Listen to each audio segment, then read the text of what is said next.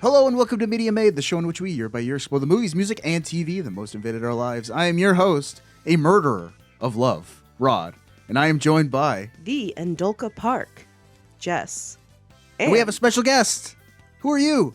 Stenzel Park, also known as Eileen. Eileen. We have a guest. Not our first guest. I think you're our third guest officially. Number 3.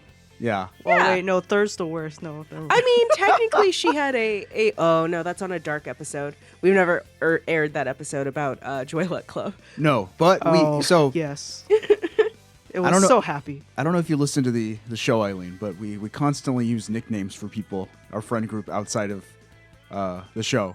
And we frequently bring up a person from Jess's past called Cousin. Do you know who that is? I might. Just maybe. Are you our cousin? From a far, far land of Northern California. Yes. Who are you, Eileen? What's going on here? Just a kid hanging out in SoCal, or for our 17-year friendship reunion. Yeah. I want to Who's say we? Not me. Me and Jessica. Hello, excuse me. I'm pretty sure I said my name was Endolka. Endolka. I apologize. Endolka. That's how you know. 17 years. You know, the names just get mixed up. The names do actually get mixed up after a long time. That makes sense. Yeah, no, we're having a special, fun friend. I guess technically a Friendsgiving. Sure. Yeah. Ish. Friends giving each other colds. Yes. Yes. The sexy voice. If you can't tell, two of us, well, you're used to my voice, and it is a little bit deeper right now. That's because we were having a wild friend reunion that quite quickly was put at halt by a cold. It's very annoying. We were supposed to record this like 2 or 3 days ago, and we just could not manage it. Correct. But, Eileen's down here for just her birthday, actually. Yeah. Happy birthday. Happy birthday. Thank you. And I got her sick on her birthday. But we decided that this would be the greatest time to get her on the podcast for a Christmas episode, a December episode. It's Friendsgiving, Friends festive time. The holiday bonanza. The gift of friendship. Yes. And at least one of the pieces of media we'll be talking about is very appropriate for the season. It's a holiday movie in all but name. That's fair. But also, I think it's really appropriate to have Eileen here now because when did y'all meet? We met in the fall of 2007. 7. We just did our 2007 block of episodes, Eileen. Nice. Yeah. I like that she says that like she didn't listen to the Kelly Clarkson episode. What? And you two met 17 years ago, which was 2007. Yeah. How'd that happen? We went to the same boarding school. Actually, our parents sent us off to the same boarding school with the we had to pay for. You mean the public university that we all went to? Yes. Is it a boarding? Oh, is a boarding school not public university? No. Okay. Well, It's private. For the rich. Oh yeah, that's not us. No. We went to the same college. We met in the dorms, either the first day or the second day. I'm pretty sure it was the second day. No, didn't we all get in trouble on the first day? We did, in fact, all get in trouble on the first day. There's apparently rules in the dorm that quiet hours must be observed, and if your cousin is playing, your actual literal physical biological cousin who is your roommate is playing her boombox, because yes, we still had those at 10:30 p.m. very loudly with some Soldier Boy Tell 'Em. Ugh. Yep. 2007 called. That was the jam. Yeah. Our RA put us all out of our rooms. We stood in the hall like we were being lined up. us up. Mm-hmm. Pull out your ID card right now. And none of us said a word. We were like, I don't know who you think the music was coming from, but it wasn't us. And we were the tightest crew for the whole year. Yep. Like, oh, you're outside. Don't get in trouble. Eileen, how would you feel if I told you, well, that was happening to you? I was starting my sophomore year of high school. Leave the room. No. I hate when you do that. No. The most depressed 10th grader you'll ever know. He was so young and so depressed. So young. So uninitiated. you got to get in trouble your first year of college. No, he got Tell in that to trouble. I almost all got the a D in kids. my freaking biology class. So Oh no. He saved all of his trouble for his senior and junior year of high school, to be perfectly honest. It's mostly sophomore, junior. But then, Okay. yeah. And then, anyway, that's me. You, Eileen, because you're our guest, we decided it's a special holiday episode. You're down here. Why don't we just ask Eileen what her 2007 movie was and what your 2007 album was? Oh, by the way, if you're new to the show, go listen to another one. And then come back. Yeah, it's a very special one. But if you're going to stick with it, what we do is typically Jess and I, we go year by year. We look at a list of every TV show, music album, and movie that debuted in that year. And then we decide which one each of us had watched or listened to the most ever. Not necessarily our favorite, the one we listened to or watched the most. Yes. The one that most invaded our life. Yes. So here's Eileen.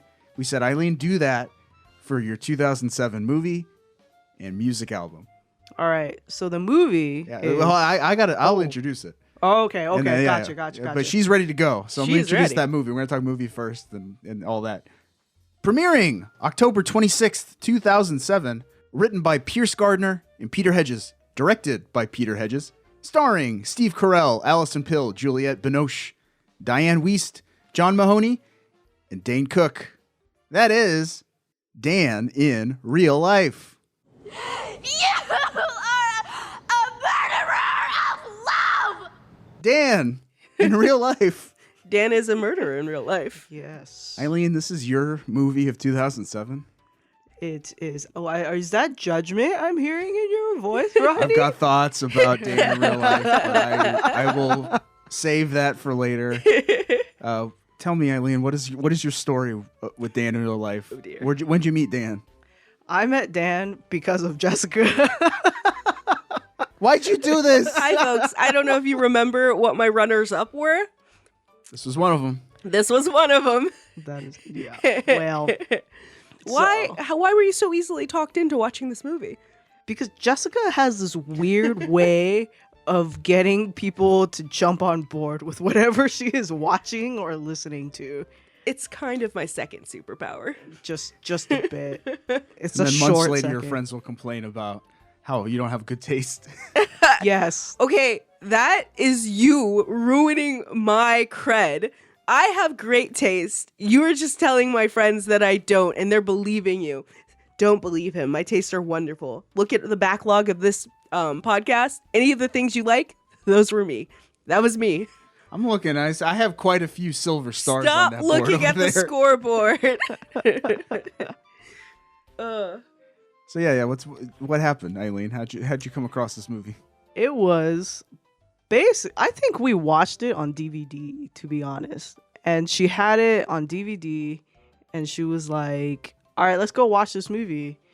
And I was like, "Okay," unknowingly about how awkward this movie really is. And I just remember we watched in our hall, like, communal room that had a TV, and it was just all the cringe after cringe after cringe happening. And after all the cringe, there was a trauma bonding moment. So I think it was the cringiest trauma bonding friendship that has begun. I'm gonna put in the content warning, like content warning, cringe. Yes. Is that how you remember it? Me? Yeah. Probably. This was definitely in the era of me just having money to burn, which I didn't. That was money that the government gave me that I had to pay back, but I didn't have an understanding of that. I would just go to Walmart or Target and be like, that movie looks interesting, and I just purchased DVDs You're and Steve like Carell seasons. sleeping on some pancakes. Yep. I was like, why not? And then being like, hey guys, want to watch this with me? And they did. We did. And I assume you revisited it because it most invaded your life. Yes. It did, Why? definitely. Why? It's a wholesome movie. It was fun to reference back to, I think, and just see the family interactions that I'm grateful I did not have. That's fair. It's a well shot movie. The movie is well shot. It's well made. I mean, Rhode Island does a lot of the heavy lifting. Yeah. We'll talk about that. Yeah. Fair. And I think honestly, we'll probably talk about it more, but like There's so much. I think I was saying it. I said this when we were watching it together last time. That the movement of so many moving parts of a huge family staying in one house. It never felt like anyone was waiting for their line or anyone was just fiddling around in the background. Everybody was moving in such an organic way, like doing their own thing and coming in a way that like felt like a family event when someone like families at your house. Naturalistic. That's Yeah. true. That's true. Well, this was released around like the heyday of the mid 2000s indie movie boom. Mm-hmm. You know, Yes. Garden State, Georgia Rule, Yep. Right. Little Miss Sunshine. You know, Georgia Rule was another one of those movies. Ooh, hard movie. 500 Days of Summer. You know, it's like Oh, yes. a lot of indie movies were very much in vogue Yeah. at the time. Yeah. You know, And that is my butter and bread. mumble. This isn't exactly a mumblecore It's movie, not. but it's similar in tone. It's opening the door for it. Noah Baumbach is about to hit it big. Yeah. Again, No. Sophia Coppola's hitting it big. Yeah. Oh. Soon. Not yet. I mean, Lost in Translation's come out. Oh, okay. Yeah. Yeah. Oh. She was instrumental in that indie movie boom. Yeah, that makes sense. It's the time for all the best movies to be out. Like Dan in real life. Like the only thing I knew about this movie until Jess made me watch it. She like He passed also on the got curse pulled like in. the ring. I was like, oh, that's the one where Steve Carell sleeps on pancakes. That's all I know about it. That's all I know Don't about. sleep on them pancakes. Yeah. He never actually does sleep on it. There's only one scene of him and a pancake. Yeah, That's true. eats a He's burnt pancake. devouring Yeah. a very burnt pancake. Yes. Real Yeah. life is not a pillow of pancakes. No, and I think like I got it confused with another movie with similar like title, but I can't remember what that was. At the Walter Mitty maybe or something. Did that come out around the same time? No, it was like years later. Yeah. But like it was just like a man's name. I'm sure With there's the word plenty of life. movies. Man's name and life. Yeah. But I can talk about how this movie was made. Eileen, I've looked up how the movie was made, you know, just to give us some context on where this came from. For sure. For We're, sure. we're a table of writers. I don't know if you're a writer, Eileen, but honorary. Not A exactly. musician. I will take that as an honorary. She wrote a rap once. Oh no, we're not bringing that up for sure. We're a table of creatives, so it's Yeah. kind of cool to get into the creative process of these movies that we like. Yeah. Definitely. We've seen a bunch. We know who to blame. Not me. Jessica. Hey. Dan in real life started life as a spec script by screenwriter Pierce Gardner, then best known for writing the 2000 supernatural horror film Lost Souls. Never heard of it. Never heard of it. Nope. Thanks, Pierce. You did real good, I guess. You had great contributions. Gardner based the script on his own extended family, who frequently gathered together for getaways in scenic Rhode Island. Ah. We have a friend that lives Based on true events? I think the premise, like as far as family going away, a big extended Okay. family, that's true to life. All right. Maybe some of the people in the movie are based on people in his family, but the story itself, no. Okay. there. Okay. Yeah. 'cause I'm Yeah, we're like, like- I don't know if I really want As far that as to I know, be no aired one out. was cheating on each other's brother. You know. Yeah. Yeah. Spoilers. Sorry. Okay. So according to MovieWeb, Gardner said in a press conference, quote, "I wanted to make a family film. I love to go to the movies with my kids." So I assume this is a movie he wanted to see with his kids. Is this kid friendly movie? No. No. Okay, but you don't think it's Rodney friendly, so you don't get a vote here. I don't know that I would sit down and watch this with my nephews. Yeah, I definitely wouldn't. Like, I feel like this would be something for like if you were like moms or like parent age to be like, we need a night out, and you watch that and then realize, wow, this was too real of a life that I live, and then just be sad afterwards. Yeah, I would have been bored if I saw this as a kid. Yeah. Huh. Yeah. You And missed the mark, buddy. Yeah. But maybe he took his kids to see it. I guess. I don't. That's a choice. That's a choice. That's a choice. Gardner's script eventually hit the desk of writer-director Peter Hedges, known for 1993's What's Eating Gilbert Grape and 2003's Pieces of April. Haven't seen that one. I know Gilbert Grape. He wrote the book and then adapted his own book into the movie that he then wrote. He wrote Gilbert Grape. He wrote Oh. Gilbert Grape, the book and the movie. Wow. I've never seen or read it, so I've heard things. It was a good movie. Eh. Also hard to watch. It has 2 actors in it I don't care for, so I probably will never watch it. Fair. Hedges told Playbill, quote, "I owe Disney Studios 4 weeks of work, and I scoured the internet looking for why did you owe them work? There's some kind of deal gone sour, and he owed them 4 weeks of work. I don't know. Spill the details. They sent me a box of script. Here, write one of these. The second script I read was Pierce Gardner's Dan in Real Life, written on spec. I didn't read any others. The story aligned with my sensibilities. I didn't rush. 5 months later, I turned in a draft. The studio greenlit the film on the basis that I direct." So he took Pierce Gardner's script, did a rewrite, and then directed it. So he said, Disney said, "You owe us 4 weeks." He said, "I'll give you 5. Cool. 5 months. Thanks for the 5 months. Now direct this film." I was saying, man, if you got an opportunity to direct a movie, I feel like most directors would take it. Fair. It's true, yeah. I would wouldn't. think so. Especially when you consider this. Disney gave Hedges complete creative control over the film's casting, so he, being a theater fan, sought out a collection of stage actors. Oh, that makes sense. Yeah. Overall, the cast included 3 Tony winners, John Mahoney, Norbert Leo, and Frank Wood, and 3 Tony nominees, Alison Pill, Amy Ryan, and Matthew Morrison. Nice. A lot of the uncles and aunts, stage people. That makes sense. And Alison Pill, like the oldest teenage daughter. Yeah. She was a Yeah. stage actress. That makes so Okay. sense. Yeah. That makes so sense. That makes a lot of sense. It's so sense. It's so sensible. It is. Yeah. No, yeah, because then I was like, wow, these are all really good actors. And they're like, it also seemed like the improv scene or whatever, that makes it, and the fact that it made it into the movie too, but like that makes it so much more impactful and actually funner to watch, to be honest. Yeah, I agree. And the control of emotions, like I think that's the thing we were saying with the oldest daughter, Alison Pill. We were like, she's handling this role. Like the way her face just shifts in seconds. Oh, that's theater kid. Yeah. Mm-hmm. Steve Carell was announced as the film's lead in late 2005, following the release of The 40-Year-Old Virgin and the debut of The Office earlier that year. So Steve Carell was a hot commodity at the time. We are watching his star rise here in 2007. It was a bright star. A star that has yet to blow out. I don't think stars blow out. Burnout. Burn out. Well, The Office is over. I don't know what he's doing these days. He's taking time to be with his kids. Yeah, okay. Bright star. I mean, in I'm real just life. saying that. I don't actually know anything about people's lives. Well, yeah, I was like, this really is like, the dude was a superstar. Yeah. You know, and like this was like him doing something small scale. Yeah.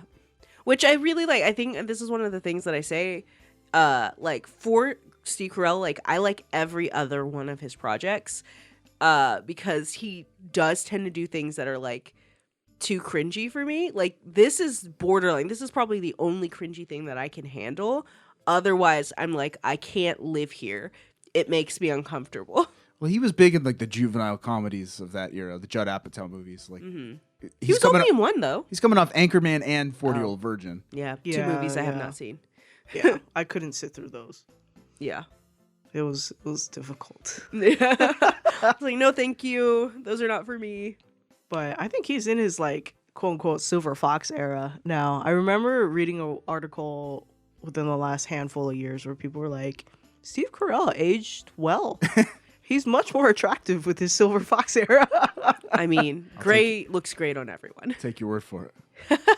Principal photography took place in New Jersey and Rhode Island between November and December 2006.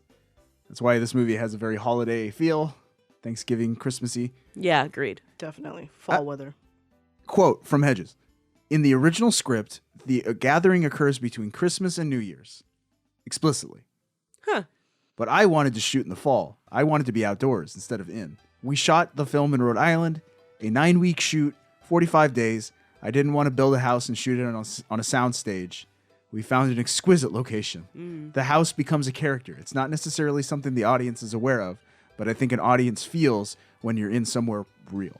Yeah, And no, I'm like, that is totally agree. yeah, that's something Yeah. that this audience 100%, because we always talk about like everything sets now, And what about the time we used to pay people to go and shoot in their house for 45 days? Yeah. Can you vacate? Yeah. Instead of like I've been watching a lot of like lower budget movies lately, like that came out within the last couple of years. Like And we watched. I have bad taste. We watched Tetris, like the Tetris movie and the pinball movie the other day, and it's like those movies were legitimately, you could tell the house sets were sets, like with artificial light coming through the window, where it's like you can tell when they're filming in a real house where real light's coming through the window. Right. For I sure. watched the Weird Al biopic. Oh, With David.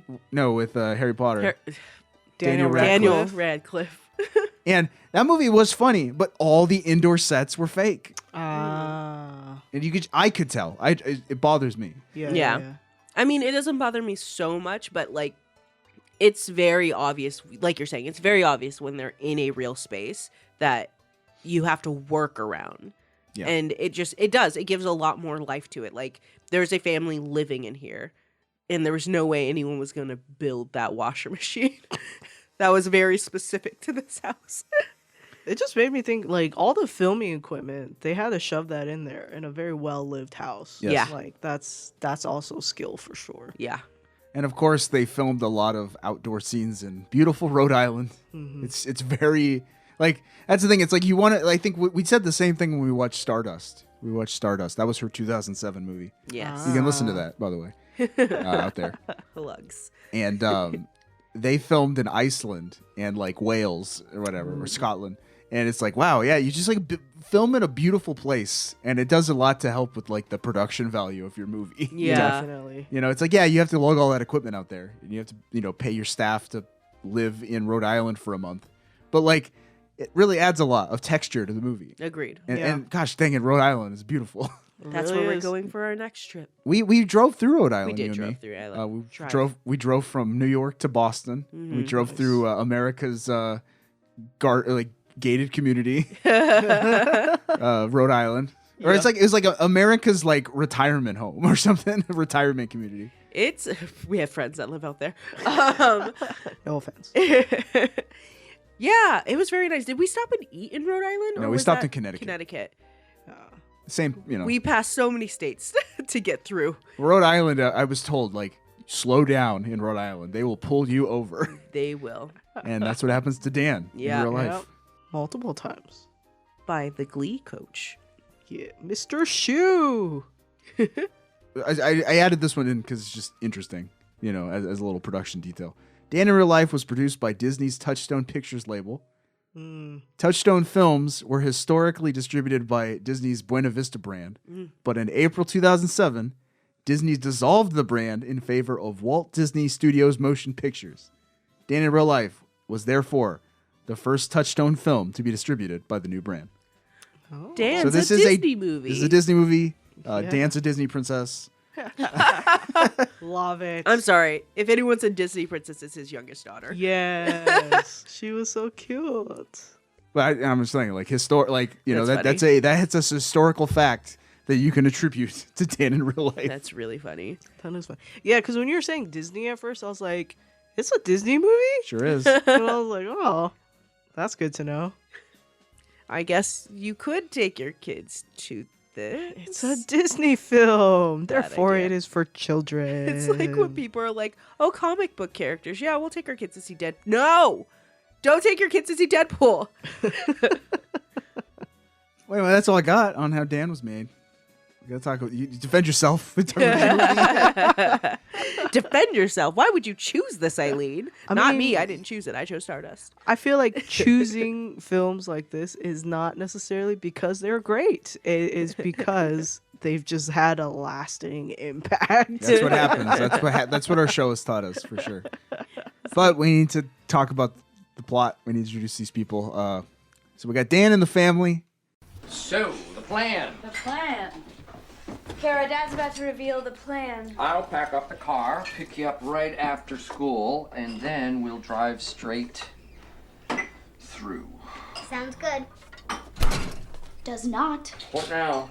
Well, isn't the whole point that we go to school, and now you're forcing us to miss school when we should be in school? Right? I mean, what about my studies? Okay, why are you smiling? I just never thought I'd hear you say, what about my studies? It makes me, smile. I don't want to go. We do this every year. Only time we can get the whole family together. Dad helped Grandma and Grandpa close up the house. Go. You're destroying my education. You go, Jake, now. You get a lot of character in that 50-second clip. Yeah, definitely. So who are we hearing? We're hearing Dan. In real life. That's his full name. In real life. That's their last names. Who is a father of 3. A widower. He's a widower. Yeah. Which is weird that we have different terms, but whatever. Gender. Yeah. And his 3 daughters, the oldest one, Jane. Jane in real life. Jane in real life, she was the one who's like, Dad's about to tell us the plan, Kara. Kara's the one who's worried about her studies and nothing else. Kara in real life. Kara in real life. Studies. Yes, she knows that studies are very important in real life. I've got more clips to describe these young women and their like singular focus in the movie. And then Lily, the youngest one. Lily in real life. Yeah, and I think that like shows a really quick family dynamic that was like super understandable, right? Like, Definitely. Yeah. It was like I feel like in that short clip you kind of just see like how he really kind of works around his daughters and like how he has a specific individual relationship with his daughters. And that's kind of, it's nice to see in the sense of like it's a dad with his daughters. yeah, it is really nice to see like a father with his daughters. I think that's something that we don't get a lot in our movies. Yeah, for sure. It's usually like a mother or something like that. Or if we do see it, like it's a lot more negative than it is in this movie. Yeah. I do think when it's usually dads with daughters, they tend to be more celebrated, but like just in media in general. But I do think like in this portrayal, it just kind of shows like the ups and downs of it, and he's not strictly just being praised for like being a present father. Yeah, agreed. And props to the script, getting rid of all that exposition quickly. Yeah, like that's true. you know what these people are all about. You know they're traveling upstate to go to Grandmama's Rhode house. Island. go have the family gathering. It's the only one time a year where everyone can get together. Easy. And give so much all at once. It's true. It is interesting that it's set between Christmas and New Year's. Well, I mean, it was originally supposed to be. Now it's just like Some generic autumn day. Yeah. Generic autumn weekend. That is interesting. But I got clips. I don't have a clip for Lily, like just for her, because she's like just 6, you know? Yeah. She's a little girl. She's like, I'm just here to be cute. Already in the 2nd grade. 3rd? If you're 6, are you You're in still kindergarten. in kindergarten? So she's 8. I don't know. Yeah. Because she kept going, she's in the 3rd grade or 2nd. Oh, yeah. Anyway, give us your 9 or clips, 10, I don't Clip know. Master. Anyway, Jane or Kara, who do you want? Jane, in real life. Jane, what does she want to do with her life? Drive a car. She wants to drive. Like every 16-year-old. Can I drive? Dad's going to be syndicated. Not so fast. There are 2 other columnists being considered, so. Oh, that's great. Can I drive?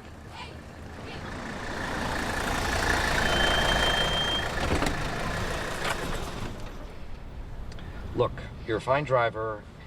It's just the other 100 million. If you don't let me, I'll never learn. But if I let you, you may not live. She's not happy with that response. No. Definitely not. Hopes destroyed. But she has a good point that I feel like if you don't let me, I'll never learn. Like that is a big thing. And I feel like for parents, I'm not a parent, so all of this can be disregarded by parents anyway. But it's just kind of like I understand the controlling factor of it, of like wanting like someone to be safe and like wanting everything to be okay. And I think especially given his or the fact that they lost their mom, like it makes a big difference in how family is like constructed in a way, and how different roles are being played. So yeah, unfortunately she does not get her reach of independence at this moment, though. As also not a parent, but an avid watcher of Idiots in Cars, don't let her drive. Don't let her drive. People out there give her a bus pass. Bus pass for the kid. Well, this clip shows Dan as a very reserved man. Yeah. A conservative man, and like he doesn't like to get out of his comfort zone. I think maybe it is because he lost his wife, but he's really protective of his girls. Yeah. And it's like, I totally get it. Bus pass. No, but honestly, I would have been really mad if I was Jane too. Like, what are we doing? I've got to drive. Well, here's the thing. My friends would have let me drive their car, and that would have been more dangerous. So come on, Daddy Dan. It's such a good mark for his character as well, right? Because you can see Jane comes off as really what is the word? Mature and like responsible. That's the word I was looking for. And she seems like she would be able to handle it, and like Dan's stonewalling says a lot about his character and just his anxiety. And having driven in New Jersey and Rhode Island, she's totally fine. Yeah, right? As people from LA. I was like, come on. As long as she's not driving to freaking New York, Yeah, that's a very different experience. Yeah, absolutely get a bus pass at that point. It's true. But I mean, I get it. As a kid, all you want to do is drive. You want independence. You want to be able to do stuff on your own. And yeah, and she's just thinking about how she's growing up and taking the next step. And I'm sure to Dan, as a parent, it's just terrifying that everyone's growing up and potentially leaving him for school and stuff like that. Jane's in that. She's looking ahead to college. That's her stage in life right now. Yeah. He's trying his best to like mitigate some dangers, but in doing that, like making it harder for her to do what she needs to do next. And so I can see from Jane's point of view being like, you won't even let me drive. Like, what are you going to do when I go to college? And there's a scene about that even later. Yeah. Yeah. Sort of. So sort of. Got thoughts on that too. But Jane's not the only daughter who's growing up too fast. Oof. Kara. Little Kara. She's Not so little anymore. interested in boys. Oh no. So to introduce this clip, Dan goes to pick her up from school. She's not there. She's down the street at like this Yums. like the Denny's or whatever. Or like the local coffee shop, necking with a boy. Necking. By the way, you're grounded. Oh, I'm grounded? Yep, For how long? for life. Dad, come on. This is humiliating. Tell me about it. Okay, you're grounded for a month. A month? But that's worse than forever. Okay, Dad, why? You lied to me. Well, you can't handle the truth. Maybe you should try me next time. But No. Okay, Dad, I love Marty. Oh, please.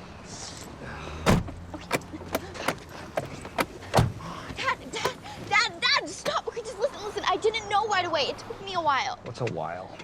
Well, I've known him for 3 weeks, but I knew in 3 days. 3 days? You can't know in 3 days. Well, maybe she can. No. What you're feeling is not love. It is young. It is. I and love him, Dad. reckless I love and him. not I love thought him. out. I You love think it's him. love, No, I but love him, it is Dad. I not. love him. No, it's not. No, it's not. I love him. A little too much. I love him. Irony. Infatuation. A little irony in that. You can't love someone in that short amount of time. You can't. It's absurd. It is absurd. Of course not. I think she was perfectly rational. No. There was nothing wrong in the things that she was saying. Yeah, she's a little brat. She is a special child that I hope to never have to parent. we were watching it at another friend's house, and she has a daughter who's like just about to turn 1. Maybe she's actually just turned 1. Yeah, and, I think so. And for every time Kara was on scene, she would look at her daughter and she'd go, "See, girlie, that is what you will not be doing. Yes, you will that not is what become not that." to be. Prime example of what not to be. Mama and Daddy will not accept that. It's interesting, despite Alison Pill being a very great actress, to play Jane, and Jane, like, probably the more sensible daughter, is someone who can have a real conversation with Dan. Kara's like the immediate foil for Dan, as far as like Yeah. she's the one that most relates to Dan's arc in this movie. Yeah. Yes. I mean, but could that be like the whole connection of like, I don't think trope is the right word necessarily, but like just kind of seeing how the exact opposite of like what you want your children or whatever to be and is what they are, and then how you see yourself, and because you see yourself in them, that you're like, oh no, I don't want you to be that, so you're trying to push it out of them as much as possible. That's a trope for sure. Yeah. I think it's interesting because I think that like both Jane and Cara, and to some extent Lily, which are both sides of Dan, right? So like, but in strangely moderation, or maybe not moderation. At least Jane is him in moderation because we see her later on like be like, chill, dude. We got to be cautious about stuff. We got to like be these things. And I think that she shows those things. But like the irrational part of Dan is like, oh yeah, Kara's your daughter. We definitely see that. That's where she gets it from. No, I guess so. And then there's one more little girl. I said I don't have any clips for her. Oh, that's true. She's 10. She's or little whatever, Lily. 8, 6 to 10, somewhere She's in there. 6 to 10. Yeah. I think she's 8. in the 3rd grade. She's in the 3rd grade. Yeah, I do remember that line, so she must be. How old was I in 3rd grade? I don't know. I just know I was 10 in 5th, and I always count up or down from there. Yeah, I was probably 8. Yeah, I think like 8. Okay. She's probably like Anyway, another element of Dan's character that was kind of alluded to in one of those clips. Dan, he is a columnist for the newspaper. Yes. That's it's his job. A thriving world. Right before it was about to end, man. Cash out now. It's like Prince dying, and he don't know it yet. But yeah, so he's like a self-help columnist. Mm-hmm. Yeah. And he's well respected. And, Specifically with like parent-child Parenting. care. Yeah. And he is being considered for syndication, meaning that his column is going to start getting printed in papers nationwide. Yes. Which is pretty cool. Yeah. I think honestly, if you're that's like the dream if you're in print. Yeah. Yeah, that's Or what I would comics. think. Yeah. So, that's the family. They're headed up to Rhode Island to meet the rest of the family. I don't have any clips of that because they get there and it's just a cacophony of, "Hey, so good to see you. Yeah, Oh my yeah. gosh, you're getting so big." Yeah. Yeah. That is one of the really prime moments of seeing like how everybody is orchestrated in such a way that it just feels natural. Definitely. And how many people were in that little tiny house? Too many. Not counting crew.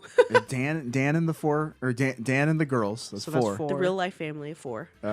Grandma, Grandpa, 6. 6. Dane Cook is his brother. 7. Uh-huh. I'm only gonna call her Gretchen because that's her in Breaking Bad. Her and her husband. I don't know how many 9. kids they have. And then little short guy and his wife. Right. Which is 11 adults. Yeah. And there were like I think there was at least 4 3 more children. boys and 4 girls. There's a lot of people. There's in a this. lot There of was people. a lot of people in that house. Yeah. That's cram central. I mean, obviously, they didn't really like sleep in these houses, and but I was like, when everybody shut the doors, or they're like, okay, everybody's going to sleep. I was like, there's no way, there's zero way. Yeah, there was like 4 people especially- in a room. Especially since Marie gets her own room. No, Not happening. We'll put a pin in that. I'm gonna ask who Marie is in a second. okay, Yes. I can't think of ever having this exact type of family gathering. Where we all stay at one house together. oh, I do. Oh, okay. When we would go out to my uncle's in Colorado, it would be everything. So it would be all of his brothers and all of their families. And he has, oh God, I'm so good at numbers. So there's 4 brothers and 1 sister there, and one of his sisters did not have kids at that time, but it would be, oh my gosh, like 8 kids, and then it had to be more than 8 kids because everyone had a spouse. So there was like 3 adults married, so that's 6 adults, 7, and then my grandparents 8, 9. So there's 9 adults, and then there's me and my sisters, my cousins, all of his kids. Yeah. Just as many. Yeah. Oof. So in a house for a week. Yeah, no, I don't. I think the most I've had in one house was like, let's see, there was 4 of us. It was my grandma, my auntie, and my cousin. That was it. It was 7. That wasn't not nearly as much. But the Pushing house 20. I grew up in was like that. But that was it. I just remember going to my grandma's house for Christmas, and like that was the big blow up where everyone was there, and there were a lot of people there. Yeah, But there imagine sure. living there. I was like, yeah, No. for a weekend. Yeah. I think as a kid, it's a lot of fun because you don't really get to spend time like that with your cousins, especially the ones that are out of state. And you go and especially when you're going out of state, they get to show you new cool things. You're going to new parks. You're meeting some of their friends. You're doing stuff you shouldn't be doing. You're watching The Ring and making your littlest sister scared by turning the TV off and on while hiding under the covers with the remote, and she's still scarred for life. You're doing a lot of fun things She's that such a you great keep sister. forever in your mind. But I could imagine as an adult, like, oh, it's cool to hang with my brothers and sisters. I haven't seen them in a while, but I'm an adult and I miss my own house. And my kids are all over the place. That's fair. That is fair. And we had to drive here in a car Hours. with these munchkins. I'm gonna slap Hours. somebody. Yeah, Yeah. couldn't Are be we me. there yet? Couldn't be me. Anyway, Marie, it's okay. We're getting into the plot now. Oh, right. I don't know how much you guys want to talk about. Like, what's the plan? Oh. Let's talk about Marie, and then let's talk about just like the meat of the story. Okay. So, very quickly, Dana's overwhelmed, Mm-hmm. and he's obviously, causing some strife with his daughters. Yes. His middle child is calling him a murderer of love. And all Not yet, but she means it in her heart. that. Yeah. So Dan's parents, grandma and grandpa, tell him, "Hey, just go out for a drive. Get away from the family. Just go be you for a while." And it's like, that's actually a pretty good idea. That's not. He does it begrudgingly. Rod thinks that's a pretty good idea for him. It's healthy. It was a good idea. So he goes out to a bookshop, Mm-hmm. and while he's just perusing, A pretty young thing walks in. Hi, excuse me, could you help? Yes? I'm looking for a book, obviously. Anything in particular? Yeah, something that can help me deal with what might be an awkward situation. Oh, okay. What's kind of, Well, something funny might be nice, but not necessarily big, ha ha ha, laugh out loud funny, and certainly not make fun of other people funny, but rather something human funny. that's Marie, pretty Manic lady, pixie dream woman. manic pixie French woman Yeah. Yes, very French. Very French. coming in, and Dan's like, you know what? I've been single for a while. Why not flirt a little bit? Was that smooth? Why are you asking? So he's me? pretending to be a clerk at this bookstore. Yeah, He's like not pretending to be a clerk. He's just not. he's just rolling with it. He's just I rolling guess. with it. She assumed he was a clerk. And so he was like, sure, I'll find books. Okay, I guess that is pretending. But he didn't go up to her and go like, hey there, miss, can I help you find a book? True. She assumed he worked there. I was just trying to think if I would find that like flattering or not, and I'm not sure. I couldn't do it.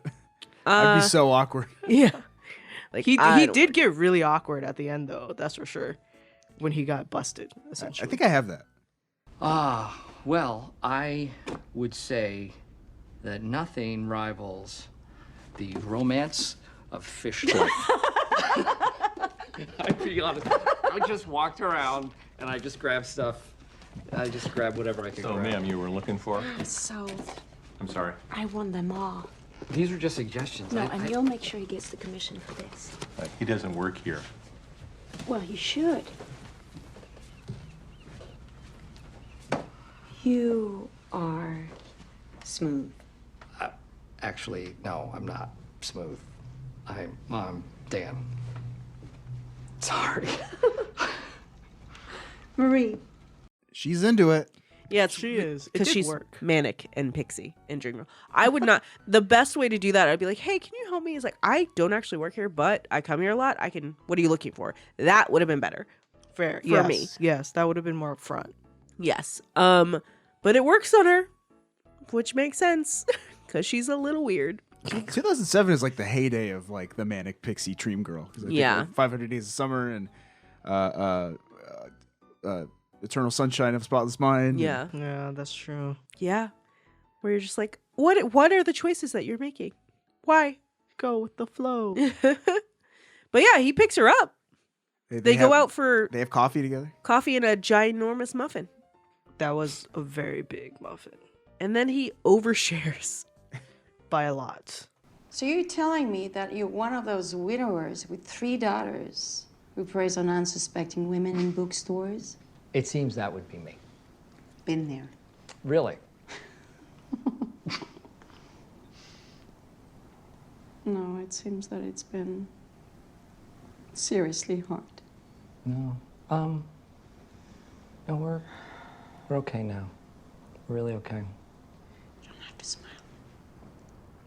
They're connecting. Yeah, I mean, in some sense, I think I would find it interesting that he's sharing so much about his life. And, like, that there's this weird, like, comfortability, I guess, you know, which is actually kind of nice to witness. I feel like it may not be the nicest to experience, but it's nice to witness. I up until this point in the movie, I'm in it, right? I'm like, yeah. I'm buying in because I don't know what's coming. Right. And speaking from, you know, way past experiences, it's like there is nothing more like there's very little more like gratifying than like connecting with somebody and thinking, yeah, I got a shot. Yeah, that's true. That is true. Oh, well, I'm gonna crap on all your parade. As someone who is frequently overshared with, Oh, not sexy. okay. Fair. But here's the thing, like the thing where you're like, I'm connecting, that's different. Where it's like, oh, we're talking, we're connecting, we're having a good time. But like, we work up to that trauma dump. Oh, for sure. Yeah. This is first not even date trauma dump, and I'm like, okay. Well, she doesn't seem bothered by it. She doesn't. She seems She pretty kinda- interested. she Like, oh, digs wow. it. It's like, oh wow, this is like a nice, honest guy. Well, I think considering where she was coming from, that, yeah. I like, here's the thing. She's into it and people are into it, and that's wonderful. People are definitely into that. For True. me, it's a not for me, dog. What's their chemistry? What's your take on that? I think they do a montage really well in like the laughing moments and stuff. I think Steve Carell is pretty charismatic, and he generally gets people to break a lot. So I think it's easy for people to like feel more comfortable around him. So I think that in the conversations where they're like, oh, they're talking, it does feel friendly to me on her end. He seems more into it. They have decent chemistry. I'm not gonna say like, oh wow, yeah, these people were meant for each other on the screen or whatever, but like, Yeah, It it's works pretty decent. well. We've definitely Yeah. seen better and worse. Juliette Binoche's very like natural. Yeah. Yeah. You know, I think they're she's both very comforting people. Yeah. Yeah. Disarming. Yeah. She's definitely just kind of like taking it in and like, okay, I feel okay about this, you know? Like I'm not immediately like red flags, but I'm also just kind of like, it's kind of intriguing. So she's in that happy sweet spot, I guess, for meet cute. Yeah. And since it's such a happy, sweet, meet cute, then they go off to Wait. another date. Well, okay, well, so the what I connected with, what I was talking about, like that rush of serotonin you get, you know, after an experience like this. Like I think it is exemplified in this clip here when they part, because she's got to go. She gets a phone call. Excuse me. Hi. No, I'm minutes away. Yes. I have to go. Oh, okay. I just lost track of time.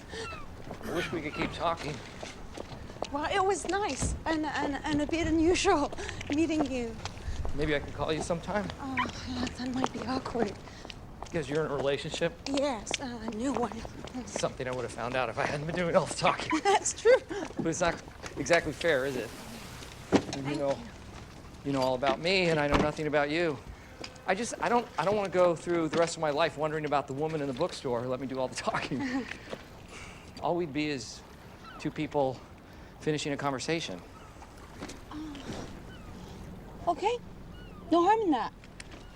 Yo, he gets her number. You know, it's like a little victory for him, and he's like, kind of like, yeah, I'm feeling good. Happy dance time. I going back to our 2007 TV episode that Jess and I had. We talked about Mad Men, and I've been rewatching Mad Men. Nice. This goes to show how much I enjoyed that rewatch. Yeah. There's an episode of Mad Men that focuses on like what it means to be a married man, you know, and it's like an honest like look at like for some men there's this like, yes, I'm not on the market, but I still like to I want to recognize that I still got it, I guess, like, you know, like there's this like some men indulge in flirting, you know, because it's nice to be flattered where it's like, you know, yeah, I don't intend to date this person because I'm in a relationship, but to know that I can still make someone like, I don't know, feel like I'm worth flirting with is nice. I was like, that's pretty honest exploration of what that means, you know. So for Dan, it's like, yeah, I still got it. Yeah, no, okay, I can see that, especially after being out of the game. Is that what it is? Hey, he's out of the game. Being out of the game. Out of game for so long. No, yeah, it's definitely a Triumph. yeah, Of like sorts. where you're just kind of like, okay, like I can still do this. I think it's something where like he probably feels very out of practice, and so it's just kind of like, okay, cool, I came out with a win. Yeah, and then he goes back home to share his win with his family, And they support him wholeheartedly. it begins. That's the name of the clip I have. It begins. From this point forward, this movie, I don't want to be a part of it anymore. And before I play this clip, if you are at all curious about Dan in real life, we're going to spoil the movie now. Oh, tons of stuff. Recommend each of you without getting into the rest of the movie. Would you recommend this movie to people? Yes. Yeah, I think I would. Just to almost be like, see, aren't you glad your life isn't like this? Yes. This movie is painful, partially because of details we haven't gotten to yet. If you're okay with that, go watch the movie because we're gonna spoil it. Yeah. But if you don't care about that, here we go. I do want to say it's not painful in that you'll be crying. It's painful in the cringe. You're uncomfortable. Yes, you'll be very uncomfortable. I met somebody, and she's really something. Hot damn, bro. That is beyond huge. Yeah. You got her number? Yeah. Are you gonna call? It's complicated. No, it's simple. You've got to call. No, he just met her. He's probably worried it's too soon. No, it's never too soon, especially for somebody his age. Amy, Dan met someone. He met someone? Dan met someone? Hey, honey, come here. How soon till he can call? Oh, yeah. I wouldn't know. I haven't been single for years. Me neither. Oh my God. Uncle Dan met someone? Uncle Dan met a hottie. All right. That is enough. Please. You know what? Let's ask Annie. What does she look like? She. What's the Who walks into frame? Dun dun dun. Marie from the bookstore. Turns out Dane Cook's new girlfriend is Marie from the bookstore. The girl that Dan just connected with and felt pretty good about. Yeah, I'm gonna call her. That's my brother's girlfriend. Recent girlfriend. I love watching this with you again, babe, because you forgot. I repressed it. Repressed.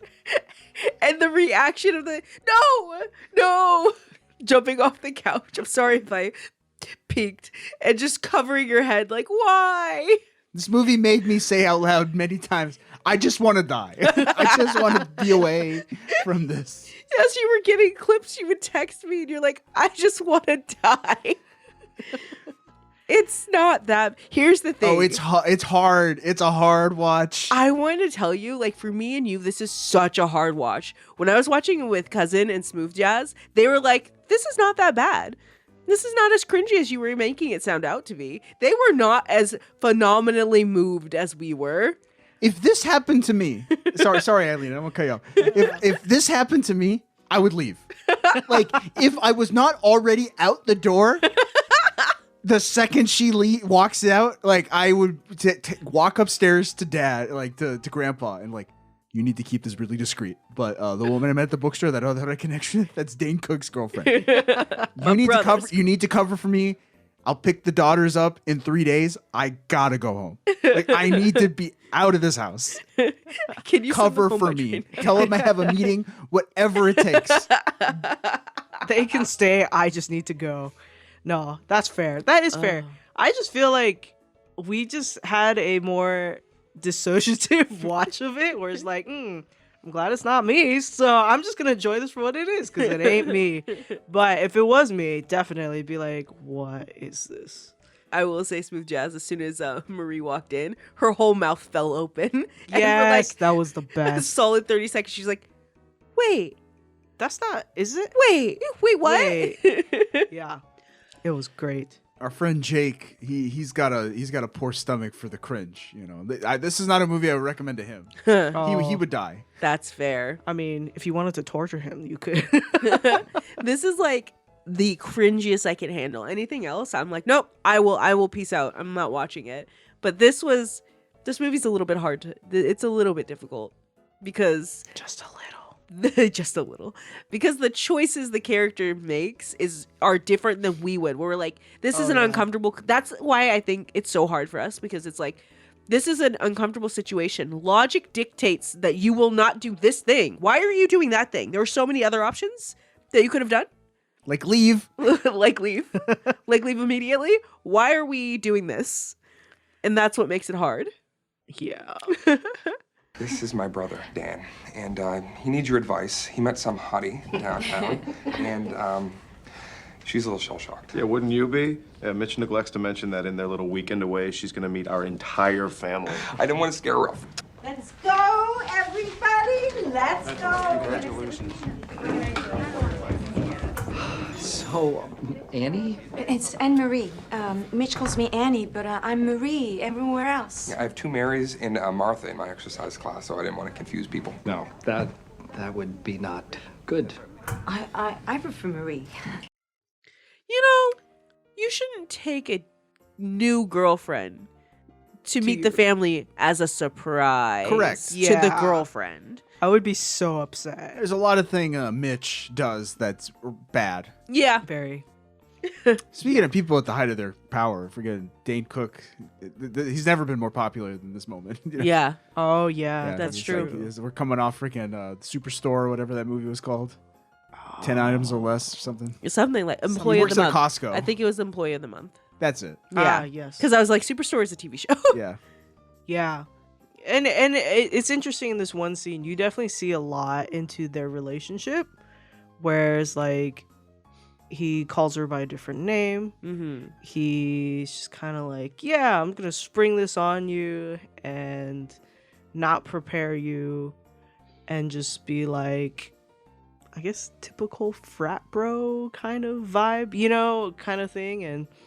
And then you look at Dan, which is juxtaposed with Dan, and you're just kind of like, huh, they're brothers? Well, it's interesting because like Dan is clearly way more mature than Mitch. Yeah. And it's clear that like on an intellectual level, Marie is way more like Dan. She's mature like Dan, but I got a clip. She explained she just got out of a rough relationship and she wanted something easy. She's dating like the gym instructor. Yeah. Like the childish gym instructor. It's taking a break. It could be a little fun, essentially.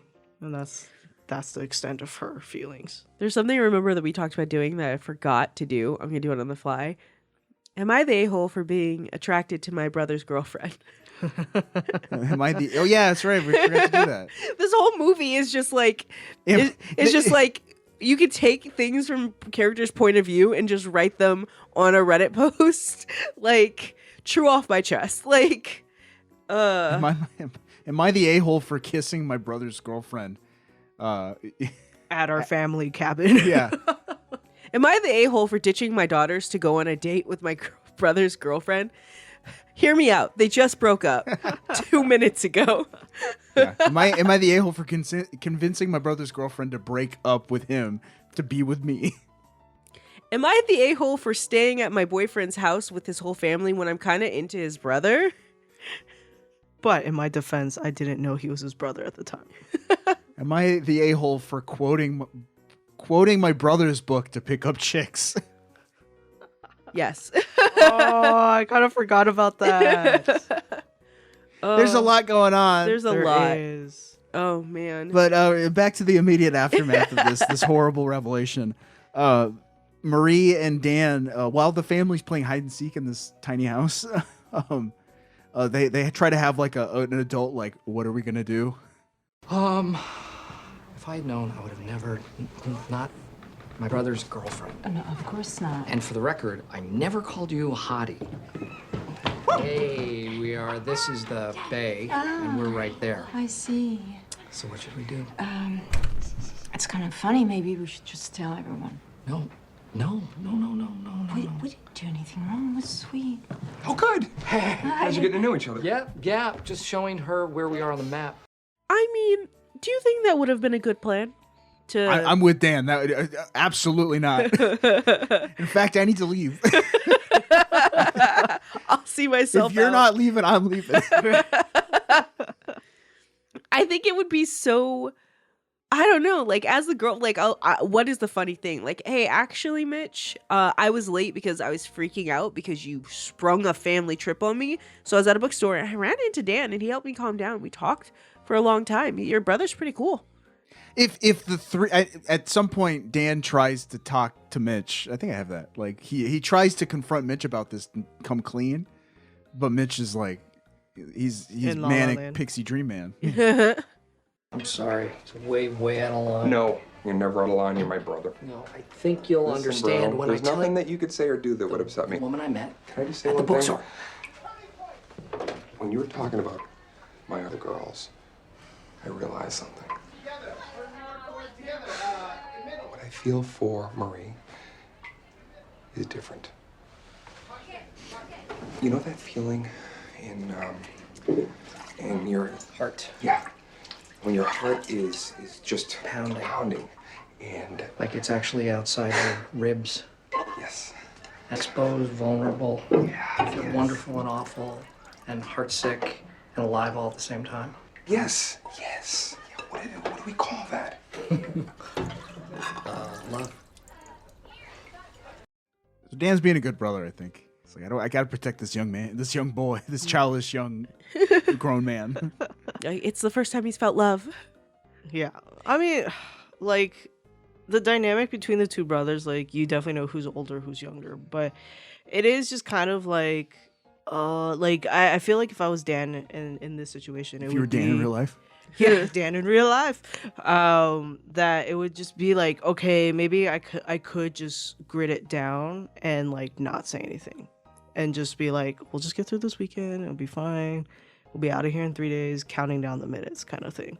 I think that's an interesting thing, okay? Because we all have siblings, right? And we're all in different spots, right? I'm the oldest sibling. Rod, you're the middle sibling. And Eileen, you're the youngest sibling. And I think there's, like, different dynamics for all of that. Like, where we're like, what are we willing to give up for our siblings? Or, like, what are we willing to step out in to allow them to have something to shine, you know? Very little. Well, that says a lot. Older siblings never back down. No, I'm kidding. Well, I was gonna say, going back to what Eileen was saying, I could believe all three, like Dan, Marie, and Mitch, going to coffee, and they just come in clean. Hey, like one of you said, Clearing the air. Kind of thing. yeah. I that funny thing, you invited me to this place. I was freaking out.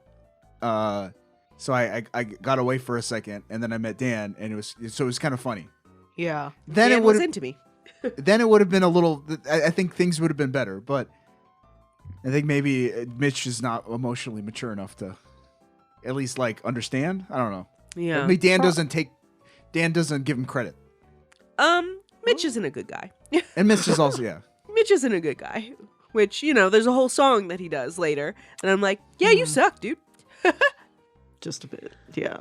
I mean, yeah, it could be, but it could be the older brother's just trying to protect the younger brother. Yeah, I think it absolutely is that dynamic. But I also think it's like Dan's overprotectiveness thing again, right? Because I think I like, as an older sibling, and I love my younger sisters, and in general I'm going to do what I can to protect them, but if they're being stupid or destructive, I'm not going. And that's not what he's doing in this moment, right? Not what Mitch, the younger brother, is doing in this moment, but there are a lot of moments where he just doesn't check Mitch, that I'm like, as an older sibling, you check that mess. Like, that's your whole job. That's your whole job, to be like, you're not going to go out in this world and somebody's going to say, that's my sibling, when you're being a straight up douche. Like, no, you know? So I see giving way in this, right? Like, especially if you're like so used to putting your own wants down, because like that's what we see of Dan in general. Like, he's a writer, but he is a father who gets up at the crack of dawn to make sure he makes lunches for his girls, gets them where they need to go. He's overbearing in how much he puts his family before him. So I can see why he's doing it. It is aligned with his character. It's just a bad move. And that's why he's so frustrated for this whole movie, because he's like, he is constantly giving to other people, you know, at his own expense. So here he is finally with like, oh wow, yeah, I got something for myself this time. Yeah. And it's immediately taken away. What's the Bible say? Deference makes the heart sick. Hope deferred. That's what it is. Yes, hope deferred makes the heart sick.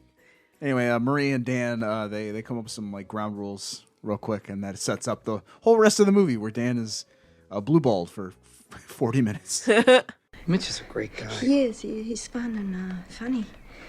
Uncomplicated in a good way. Just what I need. He's a great guy. See, I just ended this long, messy relationship, and I joined this gym, and Mitch was there. He's a great guy. You keep saying that. Well, because he is. 10, 11, 12, 13, 14, 15. So good luck to all of us. Okay. And they do perfectly well. No, they don't. I don't know what you lead the conversations for this point on. I just want to say this movie is a swift 90 minutes, but it does not feel like a swift 90 minutes. It feels like 4 hours. How painful it is. It's excruciating. Feels like the 3 days they're out there. It's so excruciating. So it's like, you lead the way. I've got some cringe clips to play. For sure. I think, right, one of the biggest points of this movie is the romance. And I guess I want to ask Eileen, like, was this romantic? Did you feel the romance? Could you feel the love the night? No. I mean, like, yes, but it's funny because I know that's like story A, but I think I was more interested in like the family dynamic. I think that was what was more interesting to me. I almost feel like as a kid, it was something where I was like, oh, I kind of felt jealous of like having family trips like that, where I was like, that seems like it would be nice if like we all had like a family cabin that everyone went to every year or something like that. So I think there was an immediate draw to that, and like having that kind of still exist. And so I think that's what kind of pushed the movie over the edge for me to be like a little more interesting. But like, yeah, the love story, I was just like, wow, that's awkward, but I'd rather pay attention to something else. Okay, we'll definitely talk about the love story a little bit later then. But like, I agree the dynamics within the family units were really well done. I know that we said this already, but it specifically, there were moments like they have a creepy uncle, you know, like that's there. Just like a guy goes like, oh yeah, she's hot. Or like, I'm like, your wife is right there. What do you have like 4.5 kids, dude? Why do you keep going into Dan's room? I think you need to uncork it, man. It's just like, what are we doing? Why are we, but like, every family has an uncle that we would rather not invite to stuff, but we can't, you know, and like things like that, or like the weird artsy, not even weird, but like the artsy aunt and like the different things that they have, is really cool. I like, because like the family trip that we used to take to Colorado, we had a talent show as well. So it like, yeah, so it was like one of those things that kind of like resonated with me, where, so it's interesting for you being like, I really wish I could have had that. You still can. True. Very Just true. invite yourself to a family gathering from someone else. You know, it's weird. It's like, I think I'm thinking with my sisters, right? Like I could probably not to this extent. I feel like this family is so like intrusive. You know, like Dan is struggling clearly, you know, and his family keeps coming in like, what's wrong with you, Dan? Like, you need to Dan, you need to get out there, you know, meet some women, you know, or Dan, you need to get on a date, you know, and like they keep like they're busybodies in a way. I don't imagine that would be me and my sisters to that extent, but I could at least have a conversation with my sisters about stuff. I don't remember even at big family gatherings, my uncles and aunts talking to my parents in that way, but maybe it's just because I was too young to notice. So I it's just like that seemed kind of foreign with just how involved these people were with their siblings' lives. Yeah, no, they're definitely involved in mine. They're very. I feel like mine. Yeah, mine is quite involved. I have one older sister. She's quite involved in trying to know what's happening. If I go on a few dates, she's like, "Did you make it there? Are you on your way back?" I mean, granted, a lot of those are safety things, which is very much needed. Yes. But it's just kind of, she'll text me while the date is going, be like, "Is it going okay?" I'm just saying, like, if there's a scene where Dan is just, I think I have it. It's just like he's just like they make him sleep in the laundry room, by the way, because he's like the only single guy there. It's the special room. I would not be happy with that. And mom and dad come in. And it's like, Dan, we set you up on a date. And he's like, but I don't want to go on a date. And everyone's pressuring him to go on this date he doesn't want to go on. Yeah. We met Margot Draper's daughter at the farmer's market.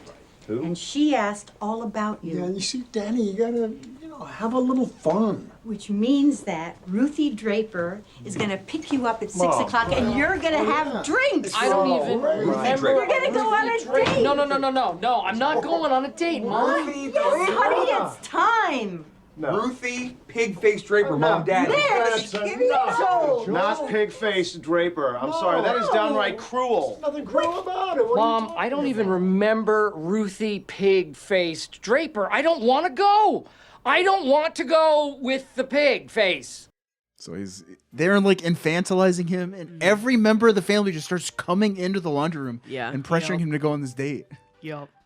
I like want to say, hot take, his family's actually horrible. Yes. Not just in that, like the moment, like upon our like the rewatch that I had with Just You, Rod, and then I watched it again, I like really like slid it home for me, because at some point they're on the beach walking around and the dad is talking to Dan and it's just like, hey, you got to get out there, and he's like, I don't really know. I don't want to. And he's like, I know you said that you felt lucky. Like there's a line. He says, I know you said you felt like you won the lottery when you married Suzanne, and that to try again would be greedy, but it's been 4 years.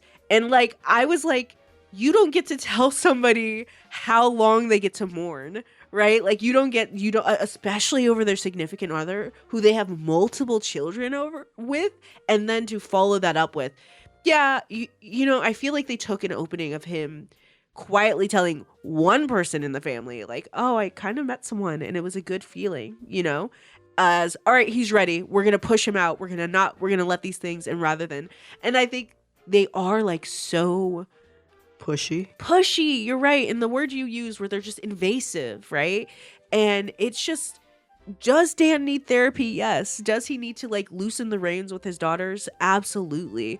But like, you don't get to tell him how to do his dating life, right? Well, like, speaking, it's like these are the type of people who like, you know, if Dan and his wife had said, we don't want to have kids. Why not? What's wrong with you? Yeah. You know, like you need to have Dan, you got to have kids. Yeah. That's just ridiculous. You know, I'm like, who are you?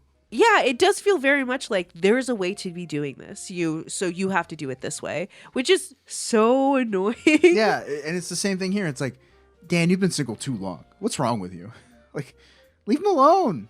Yeah, it's definitely, I do feel like I know there's a thing where like, yeah, some people just need to be nudged before they do stuff, and like there is truth to that and whatnot. But I do feel like it's kind of like you toe a very fine line with like being overburdening and like too pushy to like just nudging just to the right point to get someone to do stuff.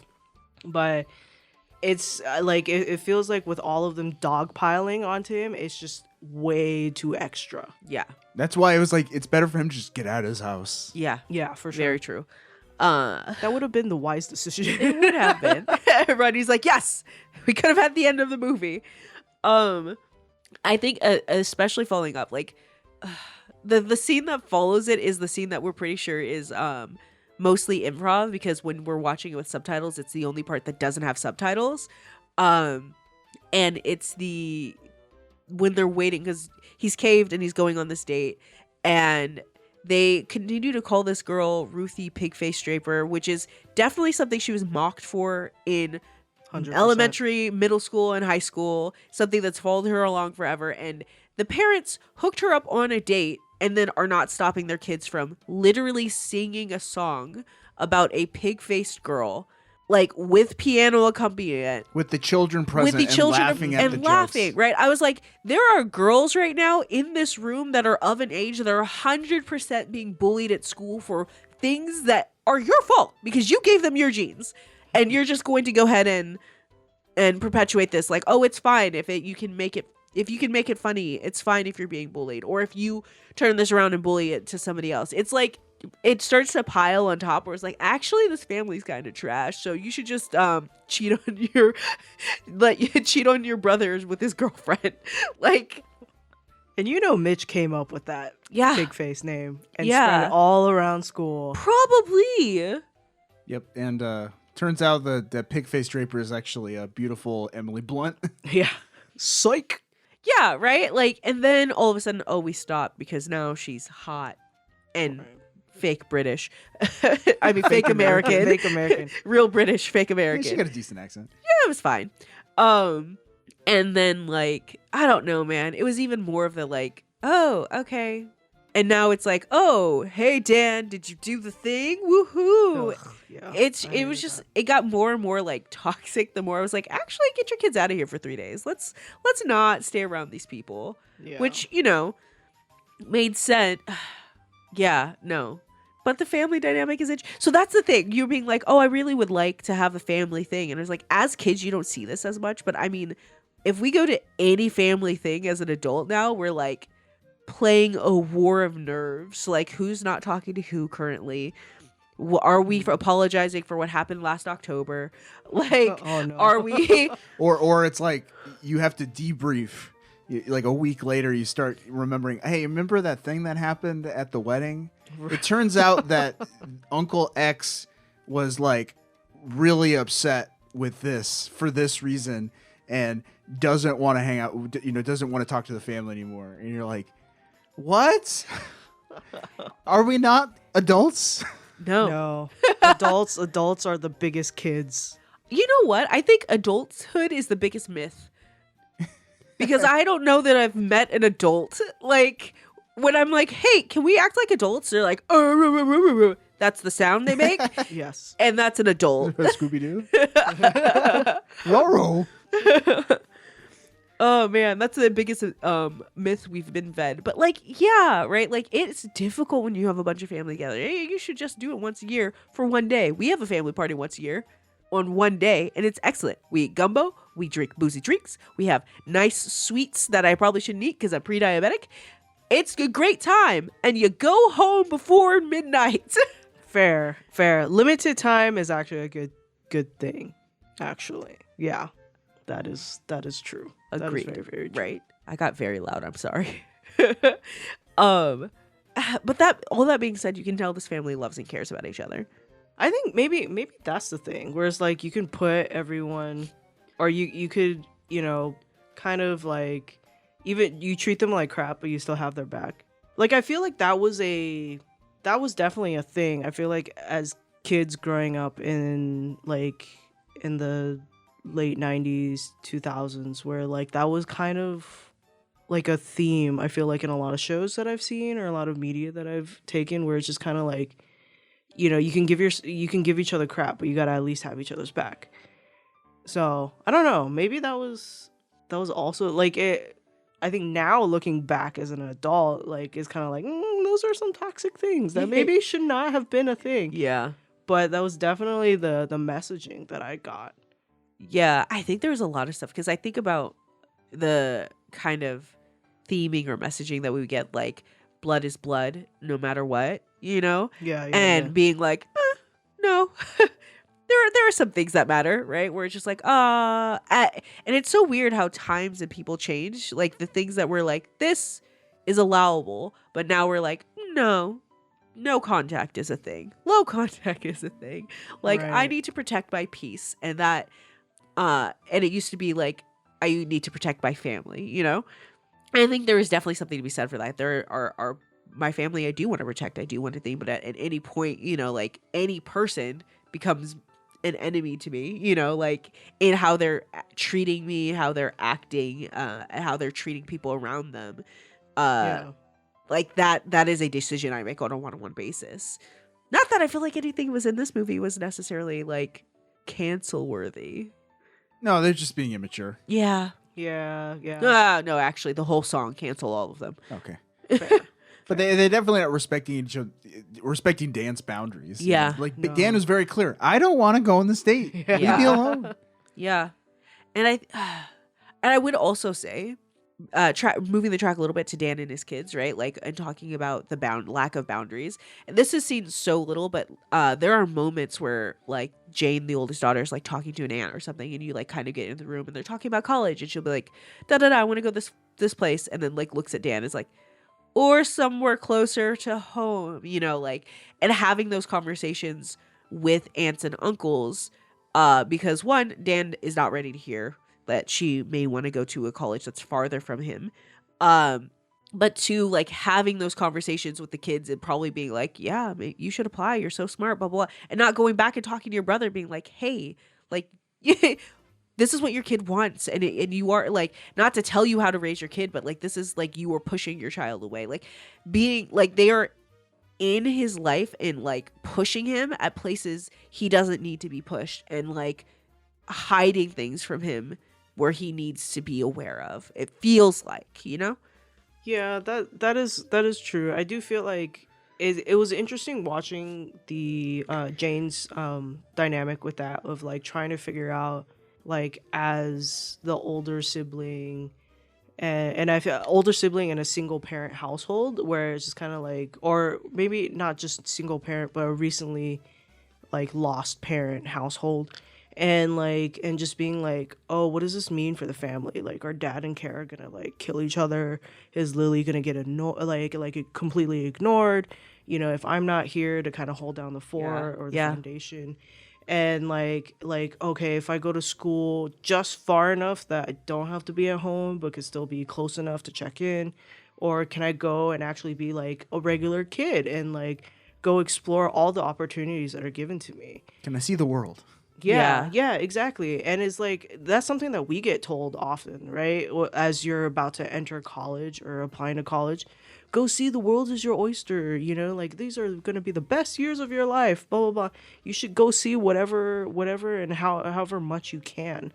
And like, you get like put with burdens and responsibilities when you lose a parent. Like, oh, like, I'm part of this family dynamic, like I can't leave it anymore.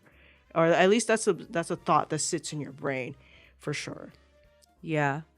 I think that like you're right, because there's so many moments where you see, again, just the actress for Jane kills it, where stuff she does all the work because the script doesn't. Yeah. Haha. And like, if something happens, she immediately is holding one of her sisters. Like, her sisters lean on her. Like, even in the car ride, they're like leaning on her. She's always the one that is standing in like the gap between her and her dad and her siblings. Yeah, she's the man in the storm kind of thing. Yeah, right. Like, knowing that because she was like she's about to be able to drive, so she's 16, 17, right? Yeah, she's like 10-year-old. That's with like two younger siblings, like that is old enough. That is far old enough to start picking up things and knowing what like to do. And then probably whatever. I'm not going to go through all those things, but like, you see it and you see that is her thought process. But even like the fact that she goes to Marie, a person she met a day and a half ago, to have a conversation about travel and life and stuff like that, rather than talking to her dad, really shows like the huge disconnect in this really, really important relationship. I have that. I'm gonna go into this clip cold, because I feel like the movie, unfortunately, presents this scene far differently than I think you two are trying to read it in. Fair. That's fair. Can I talk to you about something? Sure, absolutely. Can we just keep it between us?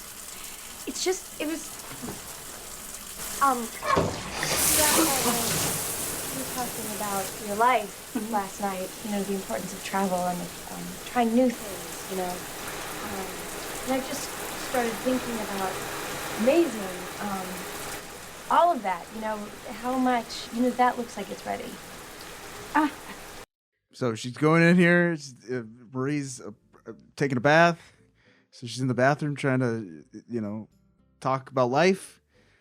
You notice that the volume in her voice keeps just getting muffled for some reason. It's as if the camera is focusing on something else in the scene that's not her. And what she has to say is not as important as what's happening in the shower. Yeah. Because Dan's in there. Yes. Yeah. By the way, Dan is basically like trying to get a private moment with Marie to lay some more ground rules. Like, this is not working. We need to like come up with further boundaries. No more salsa. And when the daughter kind of barges in, like Dan hides in the shower just so that, there's no weirdness. So he's fully clothed, But in the shower. And Marie is having to do this facade where she's like, oh yeah, I'm taking a shower right now. Everything's okay. Yeah. And so it's a comedy scene. Yeah. Very much so. So what Jane has to say, I would argue, is not important. With the film, that's not the priority of that scene. Oh yeah, for sure. And so and also having been I act in like some like friend like video skits, right?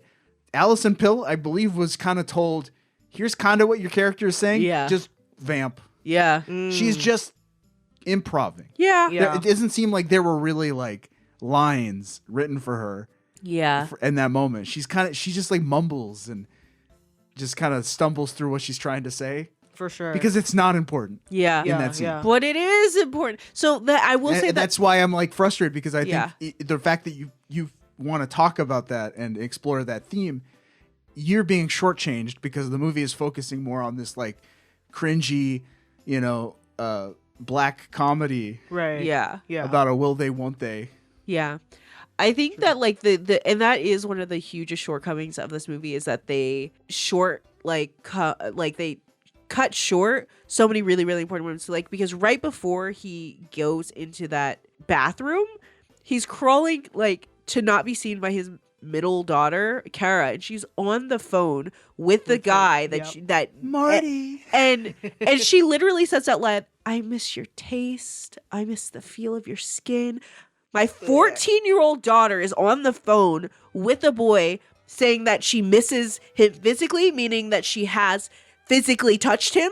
Mm-hmm. And he just goes, and she like leaves the room and is like, oh, my dad's just being a creep. And I was like, no, you address that. You address that. Don't go into what are we doing? What are we doing? Like, you need to address that. Dan's distracted. And so is the movie. Yes. There's like a lot of moments. I remember we watched at the very beginning when she's getting in the car and she's like, why am I grounded? And he's like, because you lied to me.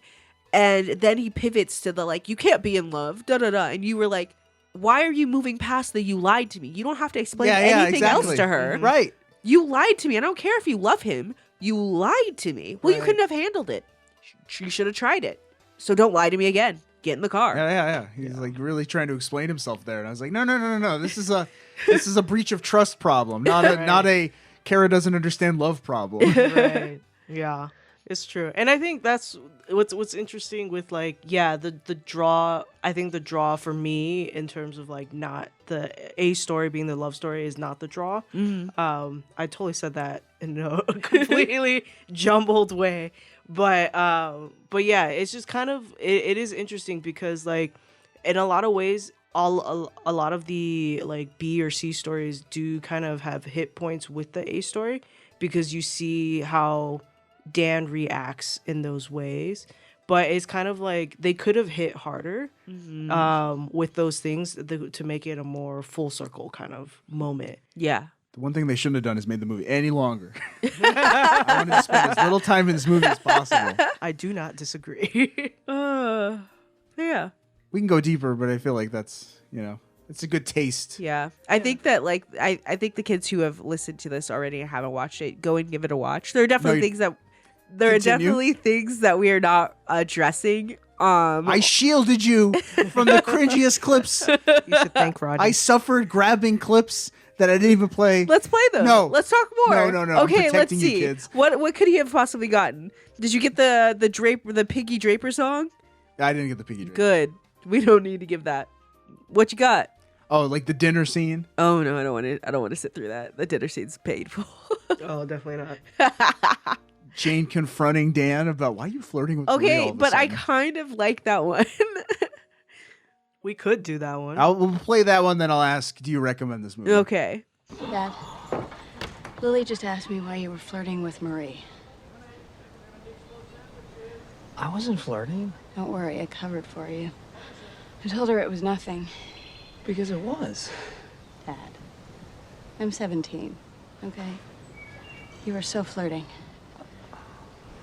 It doesn't matter anyway. It's not like she's the least bit interested in you. I'm gonna cool it, okay? Do you recommend Dan in real life? Yes. I think if you want to laugh and feel uncomfortable, yes. If you are sensitive to cringe, like I'm telling you, this is not the movie for you. This is I would rather watch 1,000 bad movies before this. I literally asked, I was like, okay, but if you had to watch this or The Son-in-Law again. The Son-in-Law. I would watch The Son-in-Law over this. Really? Yes. Honestly, any movie we talked on mediamade, I would rather watch any of them before this. I feel like this is the least of this is the only cringe movie I could do. So like if you are sensitive to cringe, this is the only chance for you to be able to sit through it. It may still be too bad for you, but there is a list of like movies where it's like they're so hard to watch, like bleak or sad, like friggin' Schindler's List, like that's not a movie you just go back and enjoy. No. I would rather watch that than this. This movie makes me so uncomfortable, so it's a no for me, Bubba. I feel like you could watch it peripherally. No, he can't. He would need to leave the room. He'd be like, why is this on?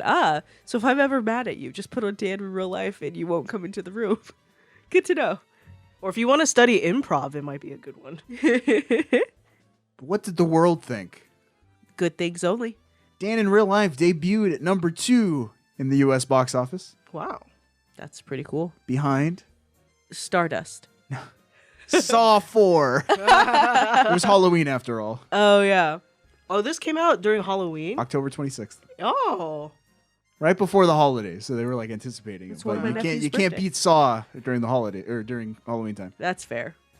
It would go on to gross $68.4 million against its $25 million budget, which is a win for a Nice. low-budget movie like this.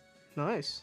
The film earned a warm reception from critics, with near universal praise going to the cast.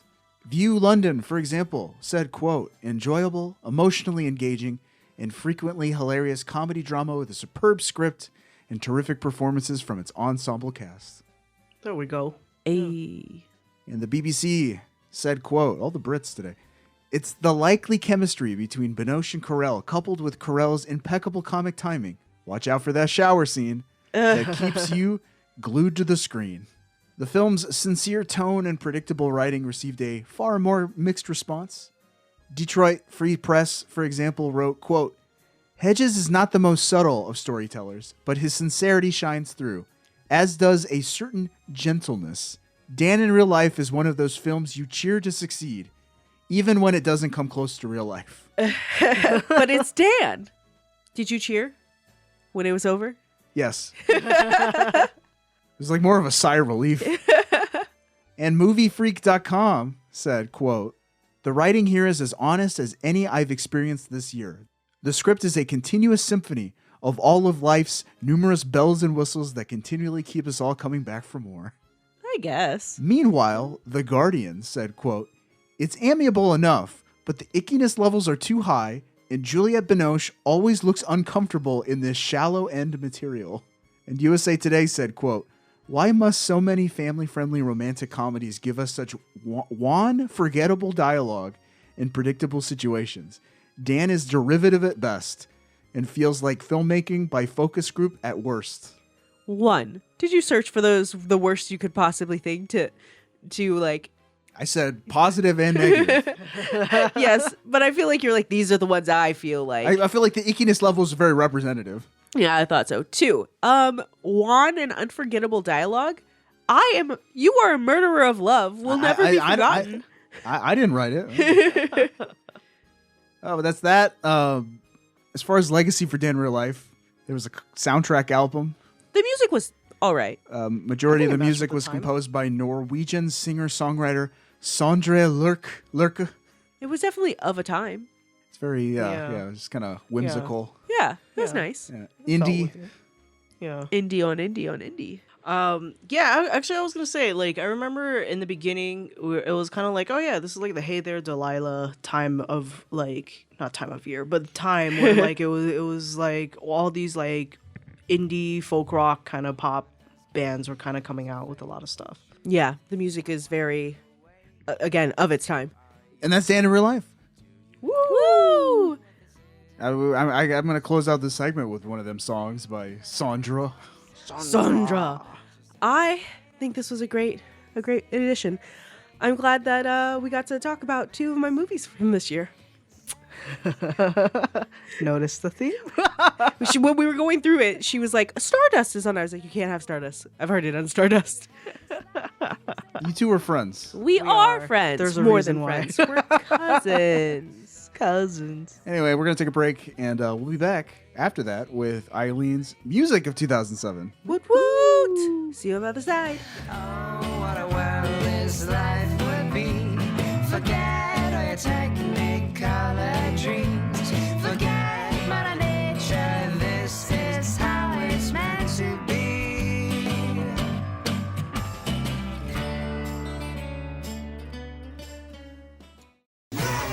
Stick around, we'll be right back. In his daily column, Dan is an expert on everything, but as a single father, Dad!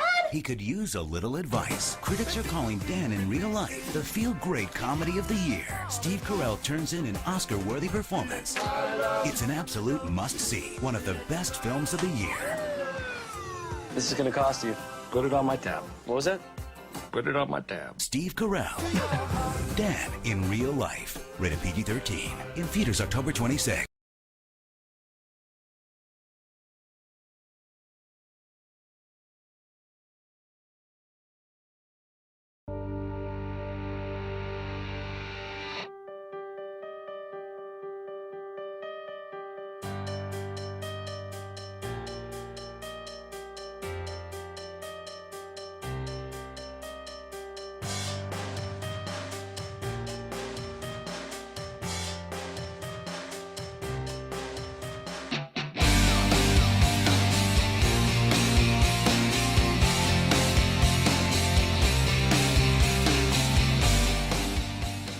...2007 called... What did they want? Go see Transformers. No. Michael Bay's Transformers. Oh, gosh. That's like Gen Z's like de facto song of 2007. That was a meme for a while on Twitter. It was just like someone would post like a clip of something from the era and just be like, meanwhile, in 2007, it always had this song. What is this? What I don't know What I've done by a band. I've never heard of it. It's the theme song for the 2007 Michael Bay film Transformers, starring Meghan Markle. No. Fox. Megan Fox and actual Cannibal Shia LaBeouf. Yes.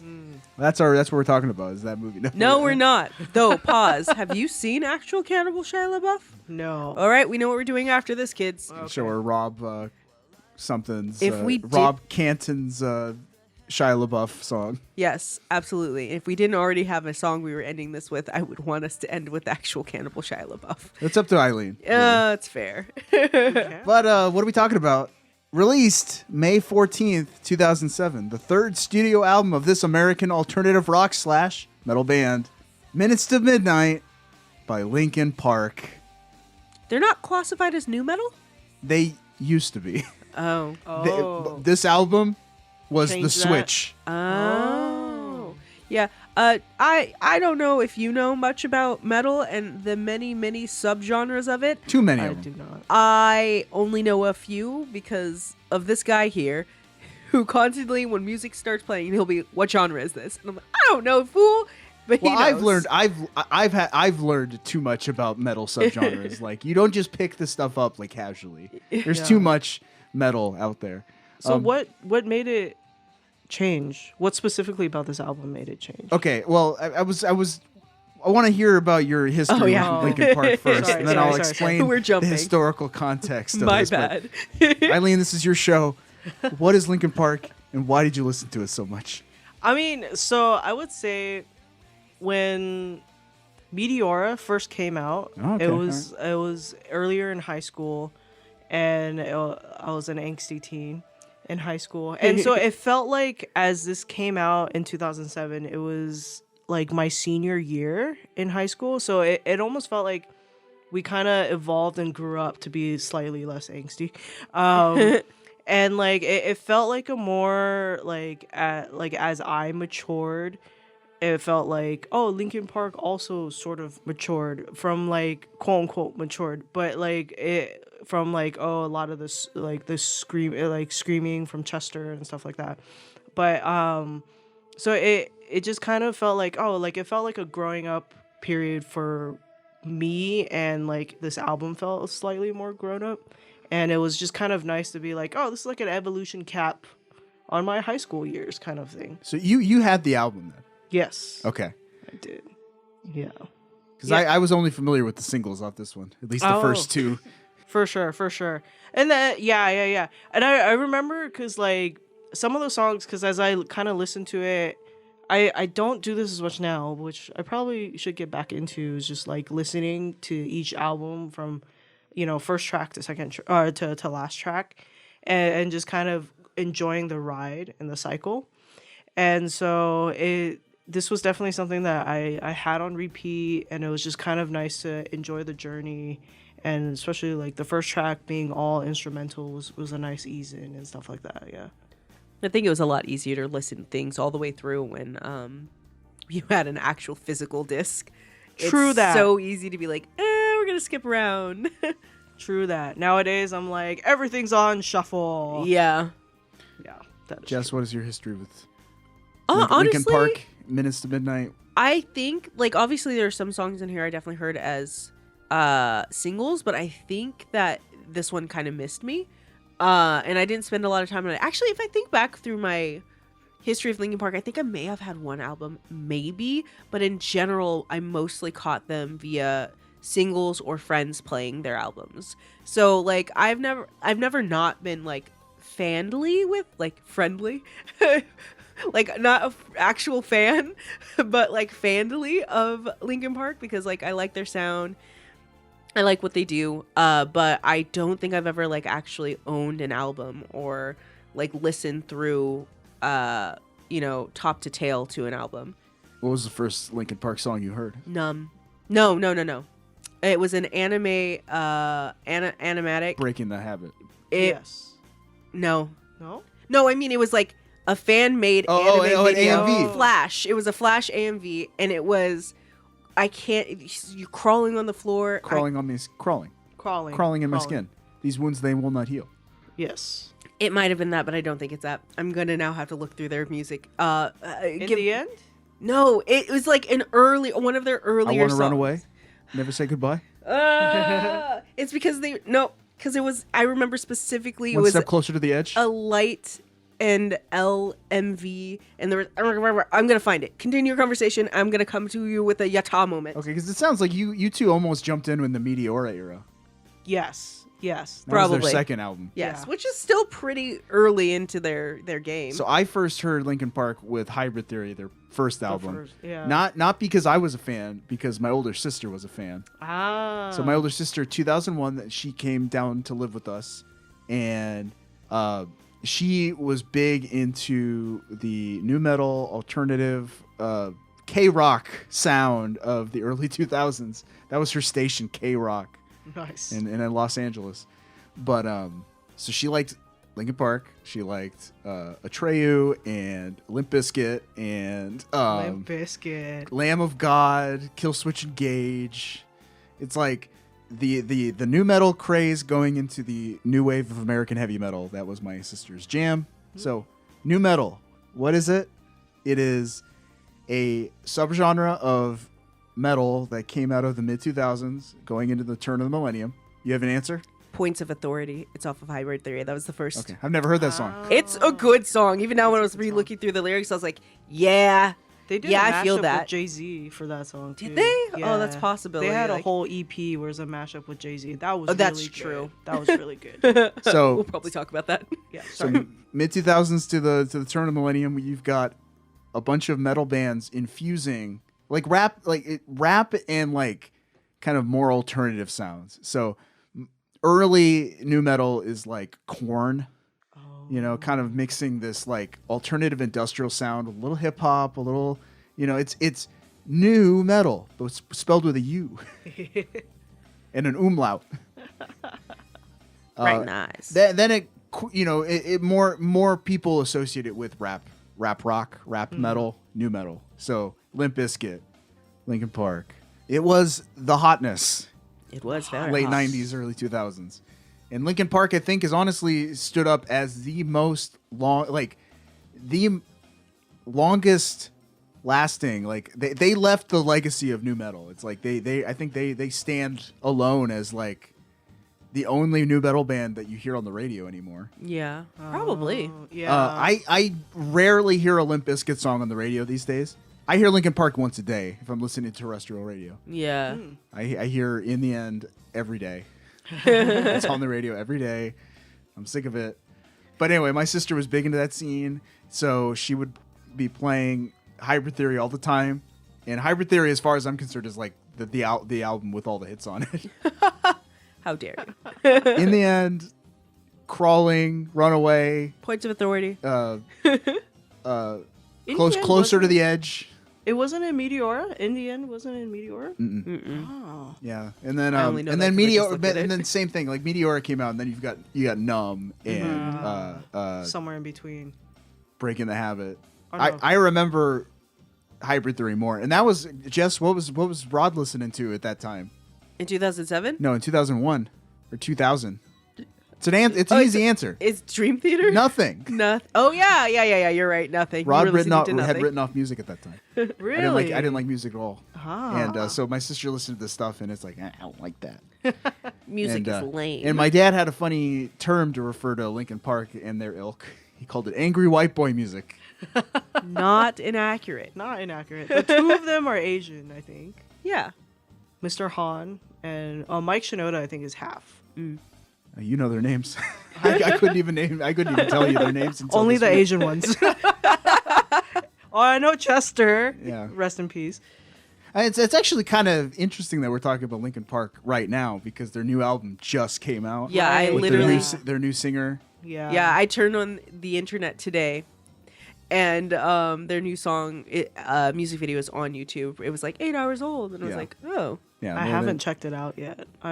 There's a part of me that doesn't want to because It's okay. Like it sounds like Linkin Park, you know. So Okay. it's like if you're a fan of like the latter half of Linkin Park's career, like you like their sound after Minutes to Midnight, then you'll like this because it sounds like Linkin Park. Wow. And their singer's really good. She's a good vocalist. okay. We'll give it a try.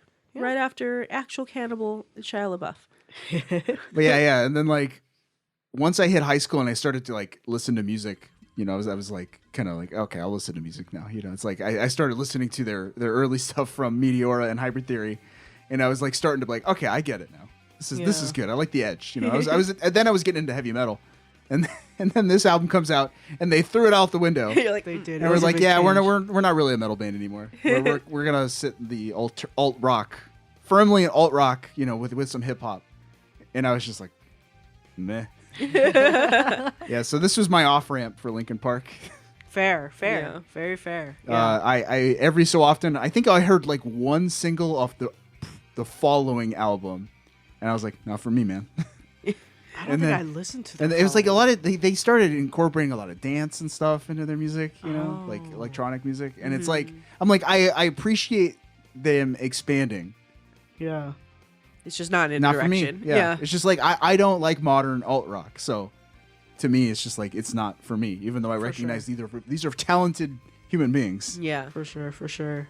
Yeah, I think it was most all of it, especially as a teenager. Most of it was all emotional. Like it just felt like their music and lyrics was just really like, yeah, I've been feeling all this stuff bottled up inside, and then like releasing it, and then like getting to a place where I'm like, I'm about to leave high school behind, and then just being like, I'm grown. And so there's still the lyrics of like having angst and like whatever feelings that you have like buried inside or emotions you have buried inside, and the lyrics help personify that. So that I think that kind of helped just feel like I'm growing up. I can respect that. I had that same experience, except the people I listened to was Nickelback. Oh yes, Nickelback. It's kind of weird. It's like with this album, Linkin Park went from sounding like on the spectrum that is like Korn to Nickelback, right? That's the spectrum. Linkin Park was more on the Korn side earlier, and now they've moved more towards the Nickelback side. That's true. That is true. That is the spectrum. We should have a plot point map of like who goes all in between. Oh, that's funny. Oh, anyway, I got a lot of ground to cover because we're Okay. talking about the history of Linkin Give Park. us some history. By the way, I got to shout out the Linkin Park wiki is one of the best, most well kept and well researched and well sourced fan wikis I've ever seen. They transcribe full interviews, some from print magazines. Wow.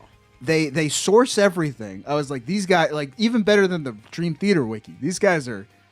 Salutes to you, It's the a moderators of the journalist's dream. Yeah, so everything is like well documented. You know, that's awesome. It's like where these guys went to high school, where they met. Like I'm not getting into that granular detail, but like it was a great resource. So salutes to you. Heck Get yeah. off Wikia. You know, get off fandom. Migrate somewhere else. But you all are doing a great job. Wait, are we not supporting Wiki anymore? Is that bad? Oh, fandom sucks. Oh, okay. Yeah, Got it. the company that owns Wikia, Got fandom, they suck. But that's a soapbox for another day. Sweet. 1996, Agora Hills, California. High school friends Mike Shinoda, Mark Wakefield, Brad Delson, and Rob Borden.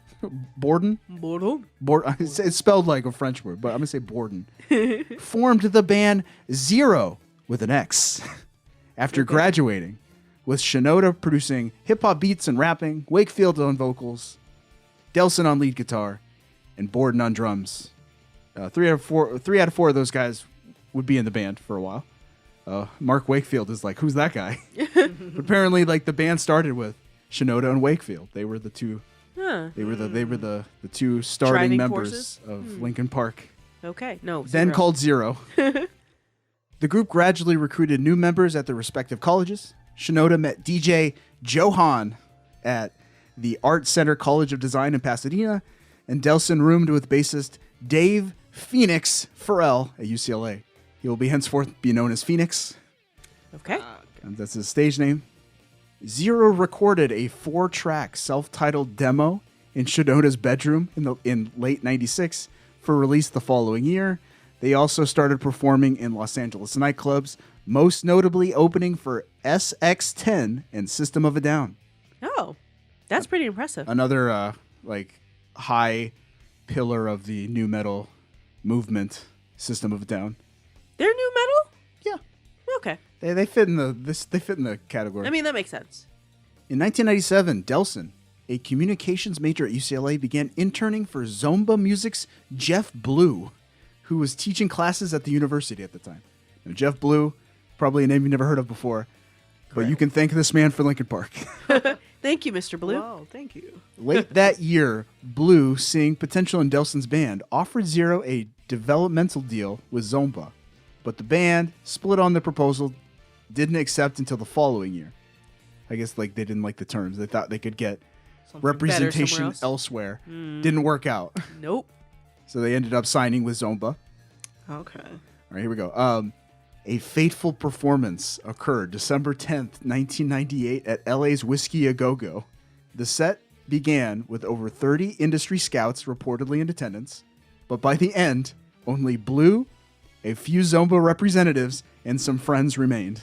In the days immediately following the show, Zero received 7 rejection letters from major labels, with most citing Wakefield's poor vocals as the reason why. Oh. That sucks. But he's the beginning of the band. Correct. So they booted him for Chester? Wakefield would leave the band shortly thereafter. He remained in the music industry as a manager, though. Not their manager, just a manager. Yeah. And Phoenix departed not long after to tour with his other band, Tasty Snacks, with an X. It was a time. It was a time. So they're down 2 members now because things weren't working for them. Okay. Sad face. Despite these setbacks, Zero began searching for a new lead vocalist. In March 1999, Phoenix, Arizona-based singer Chester Bennington, who had just dissolved his own band, Grey Days, with a Z, was offered a chance to audition based on a recommendation by a mutual associate. Okay. So it was like his lawyer friend was also representing someone at Zomba. They hooked up. Huh. And they're like, hey, I know this guy in Arizona. He sings good. It's all about those connections. For real. I like the story a lot. Bennington received a Zero demo tape, which contained both instrumental and non-instrumental tracks, the day before his 23rd birthday. Wow, he was so young. He decided to skip his birthday party so that he could record vocals over the instrumental tracks at a friend's studio. 36 hours after receiving the demo, Bennington called Blue, played some of his recordings over the phone, and was immediately invited to meet the band in LA. And he left the next day. Dang. Okay. Let's go. Bennington successfully earned a place in Zero, prompting the band to rename themselves Linkin Park. Oh, no. Hybrid Theory. Oh. The new name was thought up by Han as it reflected the band's blend of musical styles. Oh, Hybrid Theory. That's pretty interesting. That's kind of a cool name now that with that As a background. band? Yeah. Yeah. And then the band also added bassist Kyle Christener to the lineup. So now they got a full band again. Hey. Hybrid Theory wrote and recorded a self-titled EP, which was released around June 1999. The band also circulated their tracks across the internet, on chat rooms and forums. MySpace. Linkin Park's famous for like their fan club. It has like a funny name. I forgot what it was. But I guess like they were big on the internet. And it was like, you know, they were able to spread the word very well using the internet, where a lot of bands were doing that. Nice. Despite further rejections by major labels, the band caught a lucky break when Jeff Blue became A&R vice president at Warner Brothers Records in late 1999. Oh. Quote, I insisted that I bring Hybrid Theory under my new contract as my first signing, Blue told Billboard. Hybrid Theory was officially signed to a Warner Brothers developmental deal in April 2000. Okay. Let's go. The label advised Hybrid Theory to change their name in order to avoid confusion with British electronic duo Hybrid. Oh. Okay. A few names were considered, including Player and Platinum Lotus Foundation. The That's faces way that too Eileen long. are making. Like, ew. But the band ultimately settled on Linkin Park, a reference to Santa Monica's Linkin Park, spelled the normal way. Now known as Christine Emerson Reed Park, which Bennington lived near at the time. Huh. They had to go with the unique spelling of Lincoln because they couldn't afford the domain name for Linkin Park. Is that what you corrected me when I sent it to you? Yes. I said Linkin Park, and he corrected me, and I put Link on. Link on. And then you put LinkedIn. LinkedIn Park. Yeah, so literally we have Linkin Park because they couldn't afford the URL. That's funny. Hey, do what you gotta do, man. Do what you gotta do. Kyle Christener left the band by the end of 1999, so the bass parts on their first LP were performed by Brad Delson and studio musicians Ian Hornbeck and Scott Cosiel. Cosiel. So when you hear Hybrid Theory, the album, it's not Phoenix on bass. Okay. Despite skepticism from the label about the band's rap rock style, including a suggestion that Bennington demote/fire Shinoda and focus on a pure rock record instead. Ooh. Linkin Park released their debut album Hybrid Theory in October 2000 to positive reviews and massive commercial success. Yeah. I think we all know the story from there. That album became the best-selling album of 2001, peaked at number 2 on the Billboard charts, and earned Linkin Park their first Grammy and MTV Music Video Awards. They came out swinging. Yes. I believe it's like one of the highest grossing or like best-selling debut albums of all time. Nice. Well worth it. It's a good album. Yeah. I've been told. I just wanted to take a quick pause and just say how much fun it is having Eileen be here, because obviously peek behind the scene. If you didn't know, I do zero research for the show. If I tell anybody, I was like, oh, I'm a constant guest on Rodney's show because he does all the research and everything's new to me. But watching you, Eileen, go, what? Oh, it's gratifying to be like, yeah, it is surprising. You do a good job because these are things people don't know. I learn a lot. In the wake of Hybrid Theory, Linkin Park reunited with Phoenix, toured extensively throughout 2001 and 2002, and released the remix album Reanimation in 2002, which debuted at number 2. Hey. And that's I remember Reanimator being really big, or Reanimation. My sister had that one too. A lot of guest rap stars rapping over like remix versions of the songs from Hybrid Theory. Right. Yeah. They're like, get on in this. Yeah. I guess they were the first ones to really start the whole rock and rap. They weren't. Oh, okay. They were definitely one of the most popular. Like like Korn was doing that. Friggin' Rage Against the Machine have been doing that since '92. True. They really say like the first rap rock collaboration was Aerosmith and Run DMC in the '80s. Oh. And then you have Public Enemy and Anthrax coming together in the '90s. Right. So it was a gradual thing. Yeah. He has so much information in his head He all does. the time. It's amazing. I like it. Linkin Park's second studio album, Meteora, debuted at number 1 in March 2003. It would go on to win 2 MTV Video Music Awards and 2 Radio Music Awards and earn a Grammy nomination. They were cleaning up still. Yeah. Well, this was when MTV Music Awards were a bigger thing They than they meant are something. now. Fair. Over the next 2 years, Linkin Park would continue to tour extensively, collaborate with Jay-Z on the Grammy-winning remix album Collision Course, Right. and be party to a publicized feud with Warner Brothers. Oh. What? So Warner Brothers, they were not happy under the deal. They weren't getting their due. So they took it to the press. Oh. And then Warner Brothers, the tit for tat Whoa. in the media. They tried to get out of the contract. They had a Prince moment. You know? Yeah. I was like, you can't fight your contract. You just gotta live out your contract and not sign again. Luckily, the dispute was resolved in December 2005, and they stayed with Warner Brothers. So Nice. Something worked out, ish. Yeah. members of Linkin Park also ventured into separate side projects at this time, with Shinoda forming the hip hop group Fort Minor. Yeah. Yes. We like them. Kinchi's a good song. And Bennington forming the rock group Dead by Sunrise. Never heard of them. I didn't go for that. That's so interesting. Warner Brothers said, hey, Bennington, just ditch Shinoda and do a rock thing. And then when they actually did that, it sounds like Fort Minor was more popular. Yeah, because they had a hit single, Fort Minor? Where'd You Go? Yeah. Yeah, that was one of their songs. Not to like derail, but Fort Minor had like a lot more to, well, okay, I hadn't listened to the other one, but a lot to say in the things that they're saying. Like literally one of his songs, the song Kenji, is literally him talking about how his grandpa was put in an internment camp, and that's the song. Yeah. In rap, and how you went. Why would I not listen to that? Yeah. It's just like, oh, it was bad. There you go.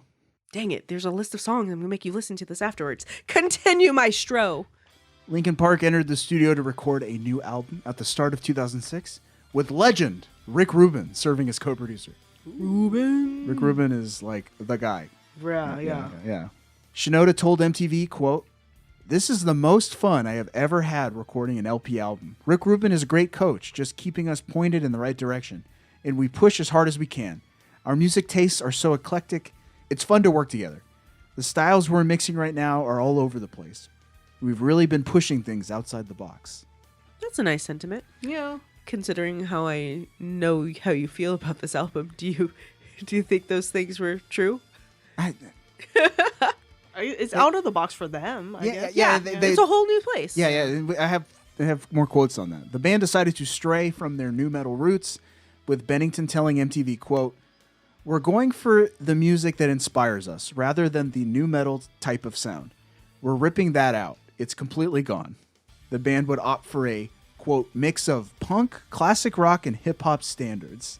And I'm like, I guess I don't really hear classic rock, but definitely modern alt rock. Yeah. That is what they were doing. Yeah. Do you think working with Rick Rubin kind of Yes. Yes, I did. Yeah. Or yes, I do. I'm like, Rick Rubin is like the king of commercial radio. Yeah. And I'm like, he's like, he is a legend. You know, that cannot be denied. But I do think he probably helped push them into a more commercial sound. Yeah. I can see that. Here's some facts coming from MTV's reporting. The band reportedly wrote over 100 songs for consideration on the album, which apparently was not out of the ordinary. They just did that on all their albums. They write hundreds of songs and then pick the best ones. What do they do with the songs that aren't picked? Save them for a box set to release 50 years from now. I don't know. Because, like, for real, though, because if they do that for every album, they just got hundreds of songs. Hundreds, yeah. Just chilling. Like, I'm not in the mood for that anymore. That's not, like, Prince did it. That's fair. Sell them. Sell them and make royalties They might. continue. Maybe they did. You don't know. That's true. By August 2006, they had whittled that number down to about 50. Oh my gosh. Shinoda told the band's fan club, quote, "We're still working on it. We've narrowed it down to about 30 to 50 songs." Originally, we thought we'd have the album out by the end of this year, but at this point, we don't see that happening. We're doing really well, but we just need a little more time. More time is good. I hate it when they rush and it's just like a hodgepodge of like not great songs and stuff like that. It's hard when they're rushed and be like, churn out an album next year. Yeah. In March 2007, Warner Brothers announced that the album, titled Minutes to Midnight, would release May 15th, 2007. Haha. Let's go. The album's title is a reference to the Doomsday Clock. Oh, yeah. That makes sense. Yeah. Oh. Bennington told MTV, quote, "When we wrote Hybrid Theory, I was the oldest one in the band, and I think I was 23 or something. And things that weren't important to us then are definitely important to us now. And while we don't write too specifically about most things, there's definitely a political hint in some of the songs." And one of the songs we will talk about. Yes. So I thought of the midnight concept, not just in relation to the world, but in relation to the band. What people have known Linkin Park as, that's going to change. The way we've been classified and how people think they know us, that's all going to die. Ooh. Okay. I mean, that's quite the departure. And it seems that feels more like less of an evolution, but like we're gonna cut our losses, kind of.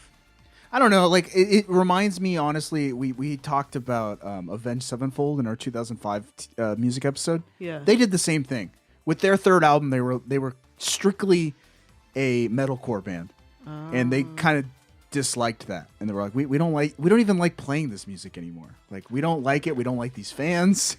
Like we want to make music that makes us happy. So they went from being a more straight heavy metal band, progressive metal band. You know. Like, and now they're all progressive. Yeah, now they're full progressive metal band, which is cool to me.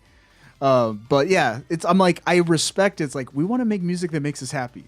Fair. And we don't want to be pigeonholed into this genre that's honestly dying. They jumped off at the right point. Like new metal was dying. And like, what do you do? Like the new metal bands that like survived, they abandoned that label, you know. Disturbed went full Disturbed made a similar jump.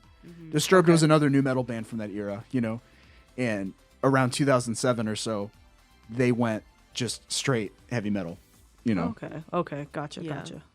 I think like that is obviously a thing that artists do, where you're just like, this is not the thing I love anymore. I want to try out new things. I think the interesting thing is that they keep saying they have so many different tastes in the band, and that feels like it would make it hard if you don't have a quote unquote coach there to help kind of like keep you from derailing, because it makes me think of Guns N' Roses where they're like, they still haven't put out an album in 25, 26 years. Well, I mean, you're talking right now or Yeah. like in modern day? Yeah. It's been 16 years. 16 years.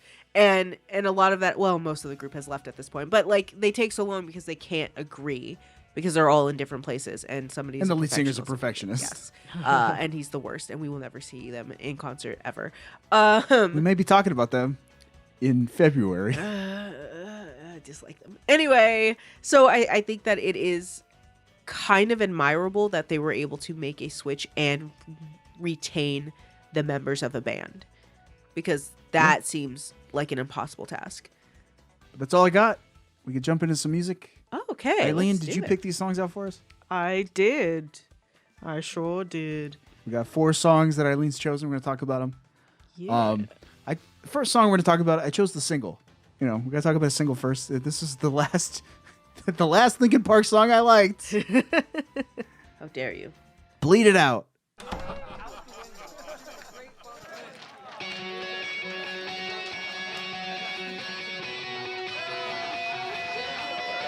Yeah, here we go for the 100th time. Hand grenade pins in every line. Throw them up and let something shine. Going out of my fucking mind. Filthy mouth, no excuse. Find a new place to hang this noose. String me up from atop these roofs. Knot it tight so I won't get loose. Truth is you can stop and stare.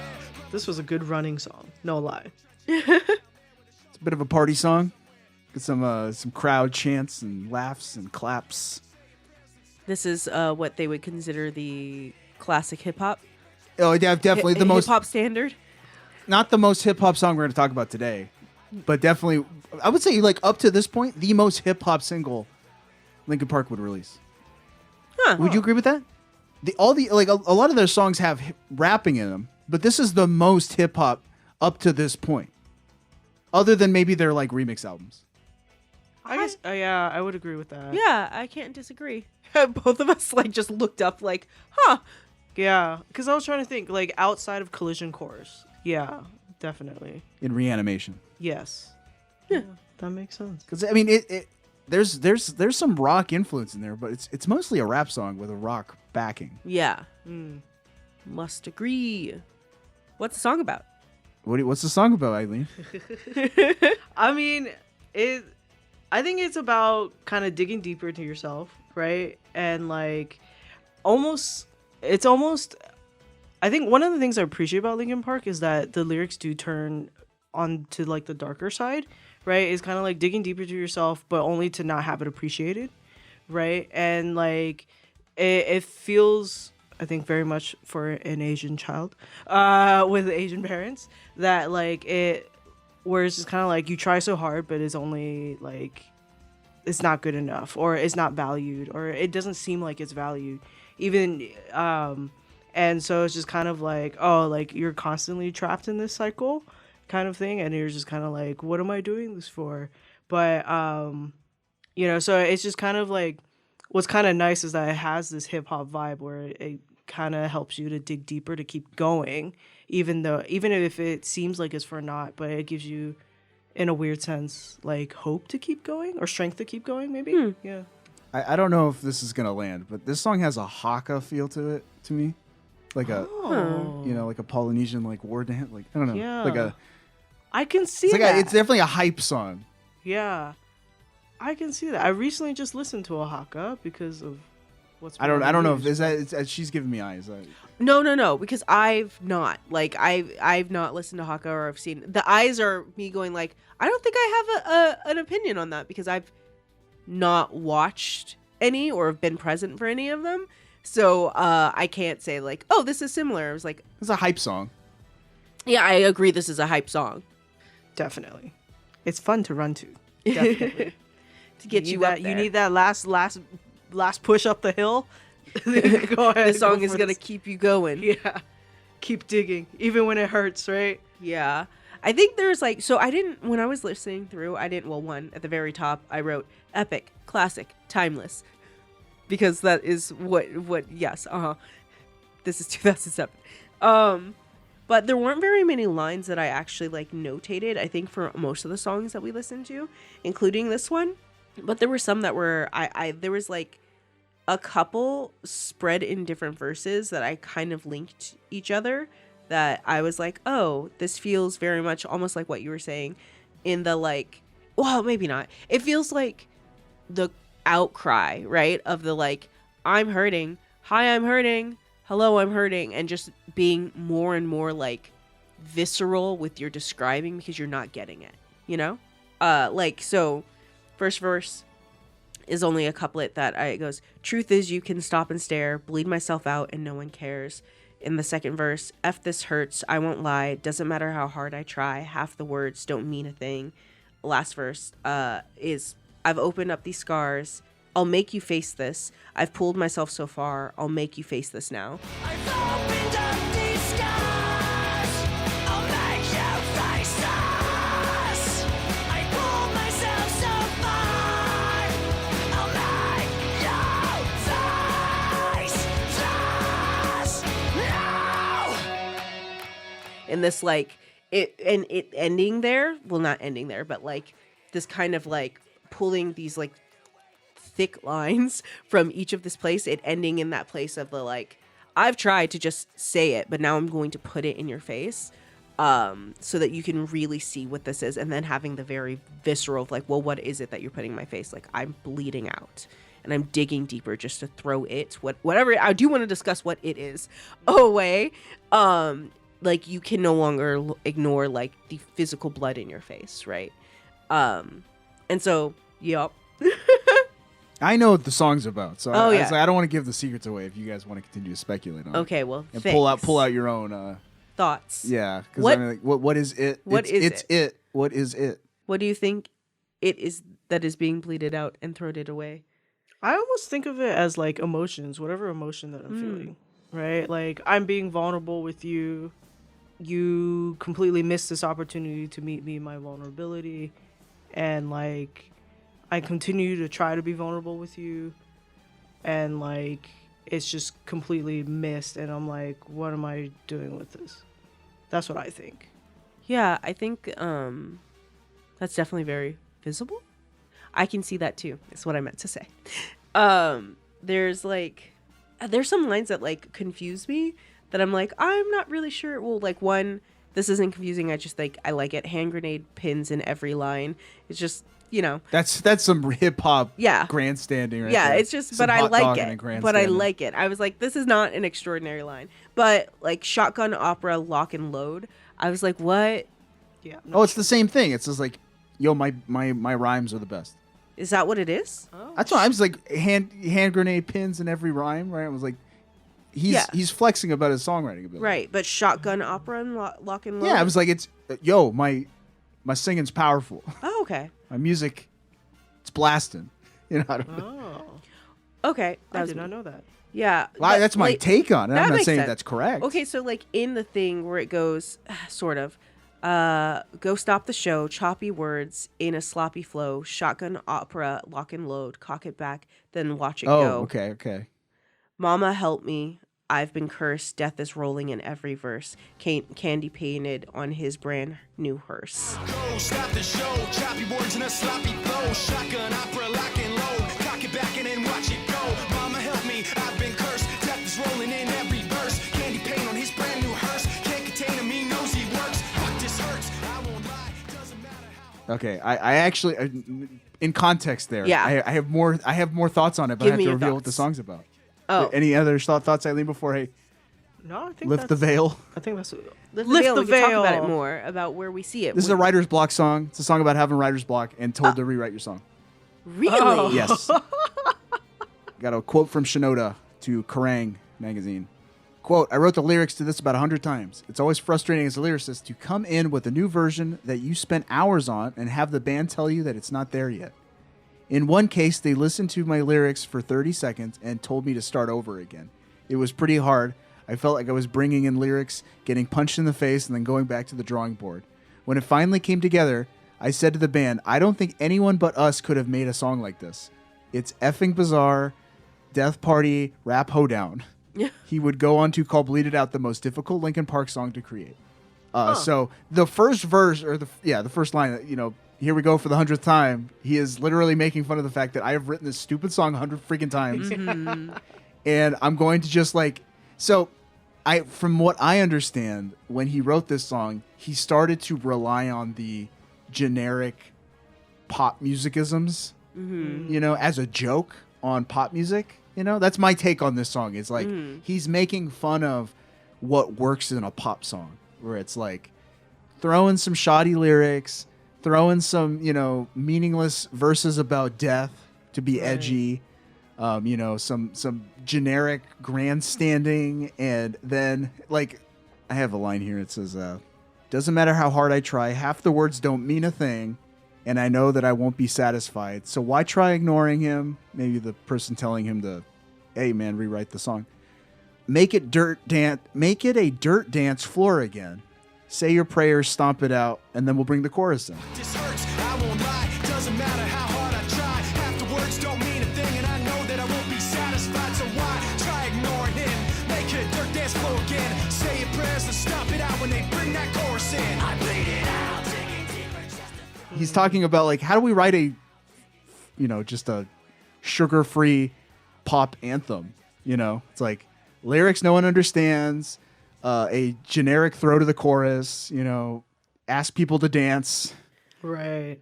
So everybody get on the dance floor. Yeah, I'm like, you've got a successful pop song. And guess what they did? They made one. So like that then makes it seem like, at least the writing of this, that he wasn't so behind the coach being here, because it was like, okay, let's just throw all this stuff together. Possibly. It feels, You know, so it's like I've heard other bands write songs like this where it's just upset with the writing process. Like, it's just not working. What do I do? You know? And for him, it's like, I'm bleeding it out. You know, it's like I'm literally cutting myself to get, you know, to ooze the creative juices out of me. Right. You know, it feels just like throw it away. Yeah. You know, just throwing it out there. 100 iterations, See? 100 different songs. And this is why I was like, sell these songs. What are we doing with these songs? Right? Like, if he's like, I've written 100 songs, then they've all been like, no, you know, that's annoying. I don't know. I think that it definitely changes the song for me, the whole vibe. Big time. It's a deeply cynical song, in my opinion. Yeah. You know, it's like cynically talking about what makes a successful pop song and what he's being told to write. You know, everything with like, you know, lyrics that don't mean anything, with no meaning, you know, just kind of like buzzwords that appeal to angsty teenagers and those who want to party. Hey. Yeah. It basically becomes a generic song, like any generic song you can pull from the radio kind of feel. Where Which is there is no why meaning. this plays a lot on the radio still. Yeah. And then that's why like he keeps saying, "Yo, bring that chorus in," because he knows it's like, all right, cool. We, you know, that'll bring everyone in, you know. Yeah. We're hitting our mark. Yeah. Interesting. This changes it a lot. It does. I think it does make it a little more funny. Made me appreciate it more. Yeah. Yeah. I think I like it. It's like, yeah, it's funny.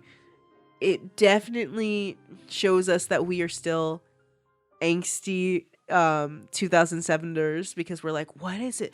Bleeding out emotions, which, look, true. Readings can be readings, right? Like, artist intent does not necessarily negate any of the I say readers, but like the consumer's perspective, right? Yeah. Because I can still see it as the same thing. I think in the same way, right? Like, going to someone, it is an emotional thing. Going to someone saying, "Hey, here's this thing I created," and they're being like, "Do it again," or going to someone saying like, "I'm really in a lot of pain." Okay, that's cool. Rub some dirt in it. Go sit, suck it up. Be a man. Pull it up by your straps. You know, and I think being told just bring the chorus in again and again, I think it's still like, it still obviously fits. It's still funnier now knowing the origins, but I was like, I think the heart of it, the frustration of it, is still the same. Yeah, the line "digging deeper just to throw it away." It's like, how frustrating is that? You know, I'm being told to just like, keep trying. Yeah. And I'm bearing my soul on the page, and I'm being told to just toss that, man. It didn't work. Right. Like, other people have done it before you, so I don't know why you're not just figuring it out. Yeah. And when you're the band's chief lyricist, it's like, yeah, gotta get these songs under control. Yeah. It's a lot of pressure. Yeah. That's true. Because it's like the band has two lyricists. It's Chester and Shinoda. Yeah. I mean, I would hate it. Be like, I think this is really great. And everyone's like, meh, it's almost there. And you're just like, what the heck does almost mean? Come on. You're right. Yeah. getting 30 seconds into a song that I just spent hours on and then being like, nah, I'm like, all right, guys, someone's catching a fist. Because you're now playing a prank and I'm not here for this prank. Yeah. Better duck fast. Anything else would you like to say on this? That's all I got. Anything else? We move on. All right. You know, the hit single from with the Twilight soundtrack. It's 2007. Everybody, leave out all the rest.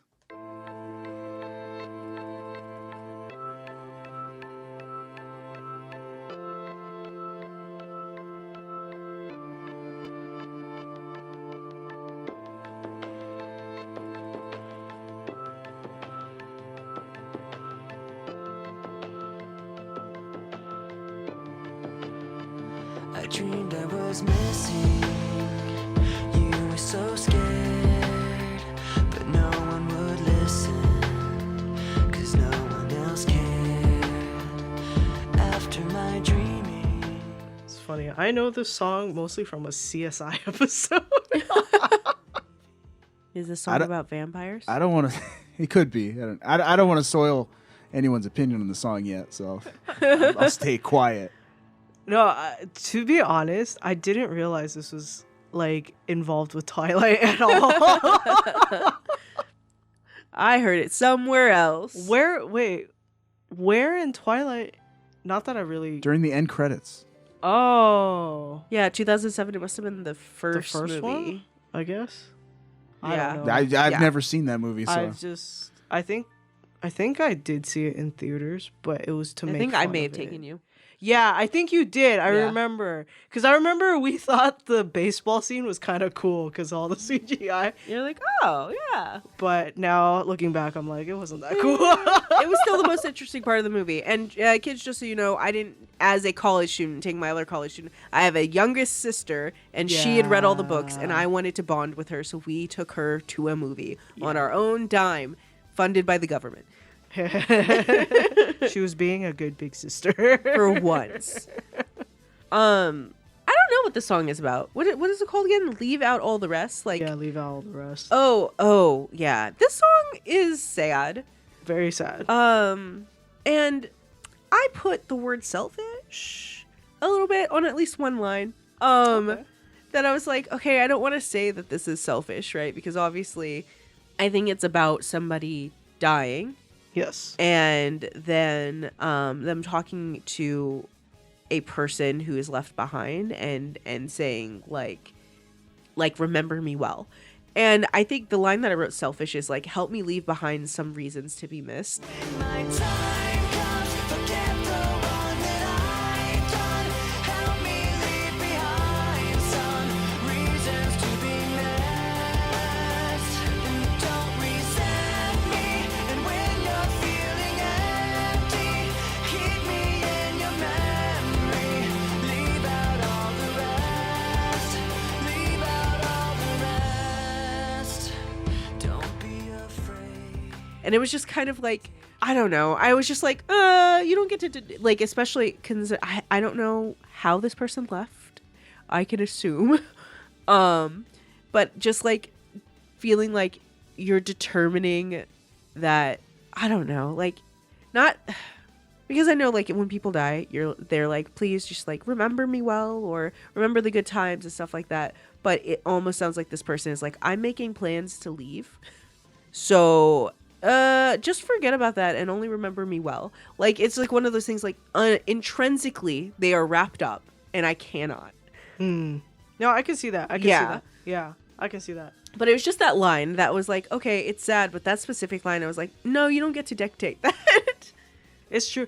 I almost kind of saw it as a way of like, help talk me out of this. Oh. Yeah. Okay. Mostly because of the first line, was like, I dreamed I was missing. And it was just kind of like you have those thoughts and you entertain those thoughts sometimes. And then like, okay, especially if you're struggling with those issues, like, okay, you have those thoughts. And so you kind of play it and entertain it in like a fantasy type thing. And then, yeah, and then kind of coming out of it and being like, talk me out of this. Okay. as I am listening to and I'm rereading the first bit, I'm gonna read it.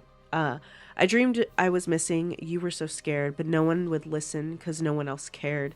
After my dreaming, I woke with this fear. What am I leaving when I am done here? So if you are asking me, I want you to know. And that kind of it kind of feels like being in a relationship where you guys are kind of codependent, and it's just kind of you were the only one who missed me and nobody else was there to take care of you, and you kind of spiraled, And so I awoke with this fear. What am I leaving when I'm done, Right. And having that conversation is a little bit better, right? I want you to know that when my time comes, forget the wrong I've done, help me leave behind some reasons to be missed, and don't resent me. But then it goes here again, right? I guess talking, the first part, it almost is hey, I dreamed this and I just want to make sure that you're good. I want to make sure that you're okay. But then the following up is hey, it reads to me I'm still planning on doing this, but hey, I still want you to be okay. Yeah. I get what you mean. Don't resent me for what I've done. And when you're feeling empty, keep me in your memory and leave out all the rest. I don't know, man. That feels very or don't do that, Right. But that being said, all of that, even though I'm being critical, the line in the second verse, it's don't be afraid. I've taken my beating. I've shared what I've made. And then this couplet, I'm strong on the surface, not all the way through. Don't be afraid of taking my beating. I've shared what I made. I'm strong on the surface, not all the way through. I've never been perfect, but neither have you. So if you're asking me, I want you to.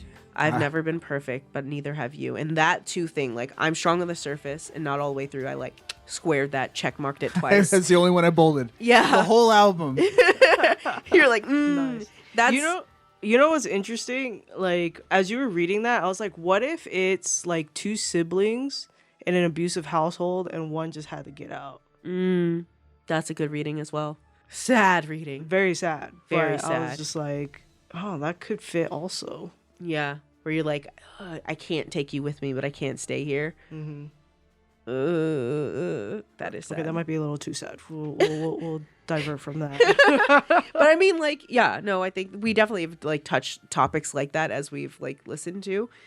I think the line. Well, actually, I want to hear Rodney for why did you the one line that you underlined? Why did it stand out? I don't know. To you?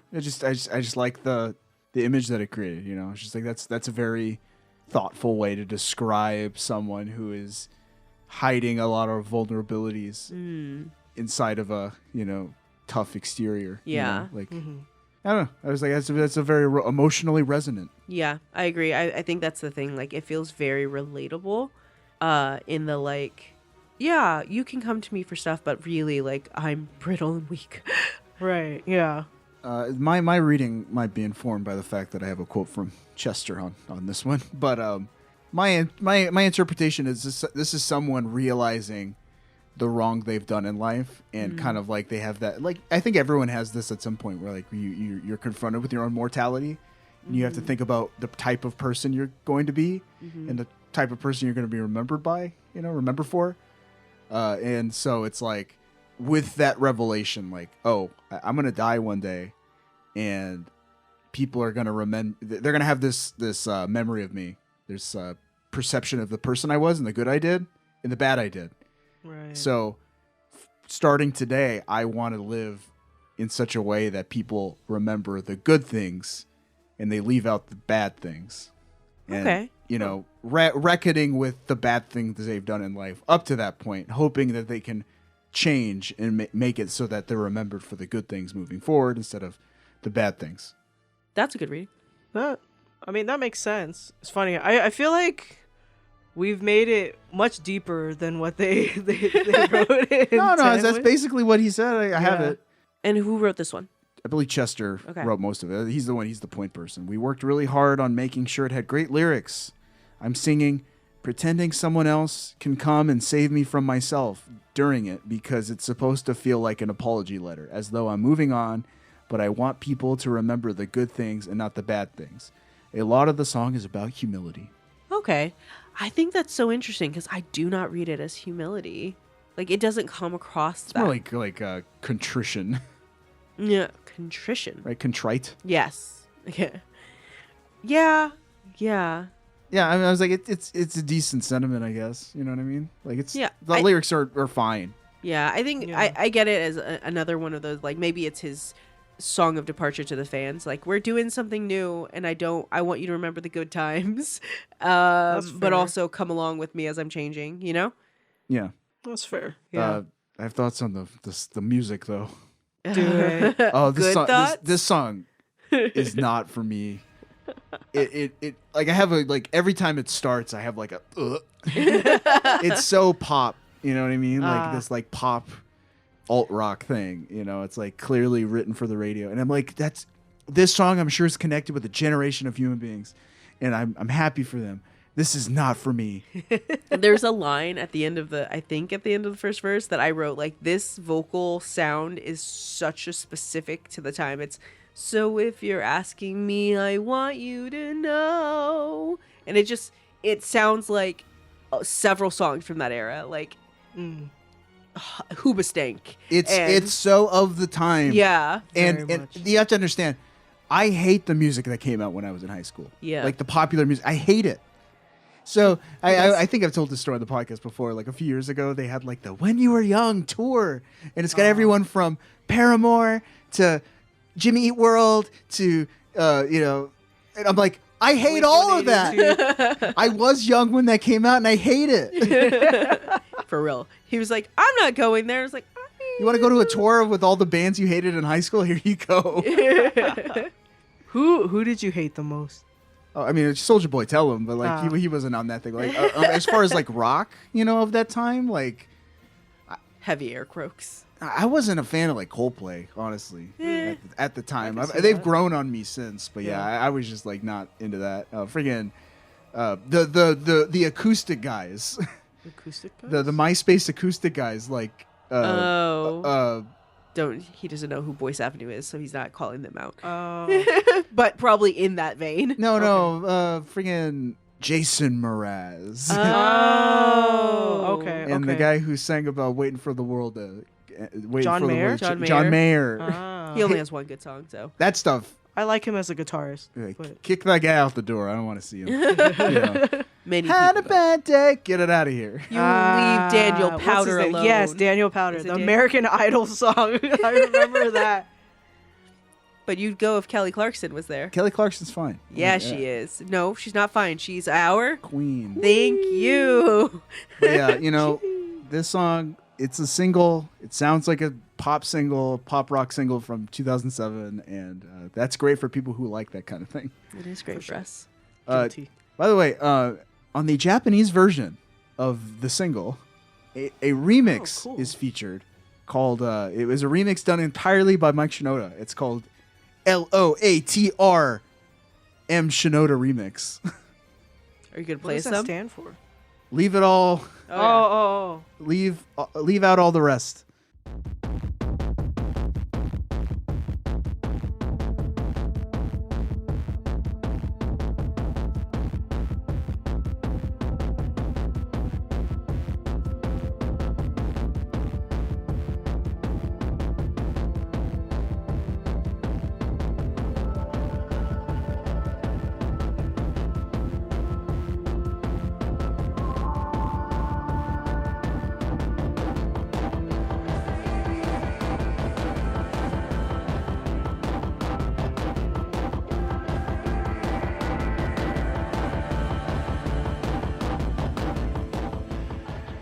I'd rock to that. And I believe the lyrics never quite come in. I was like, this might just be an instrumental. I don't know. What we're leaving all out. I dig this way more than the single version. Yeah, it's much more dynamic, actually. What we're leaving all out is the lyrics. Yeah, leave out. keep the Mike Shinoda production song. Leave out all the rest. The lyrics are just an echo way behind. He's like he's in a well to try to save him. He's singing in a well. Oh man. Me. Okay, we're gonna fade on down that and go talk about the next song. Deep Cut, I believe. Is this a single? I don't think so. I don't think so. Valentine's Day. My insides all turn to ash, so slow. And blew away as I collapsed, so cold. A black wind took them away from sight, and now the darkness over day that night, and the clouds above me. I don't think this was a single. This is a song. I have no idea what this is. I literally wrote no notes on my on my version. I was like, what?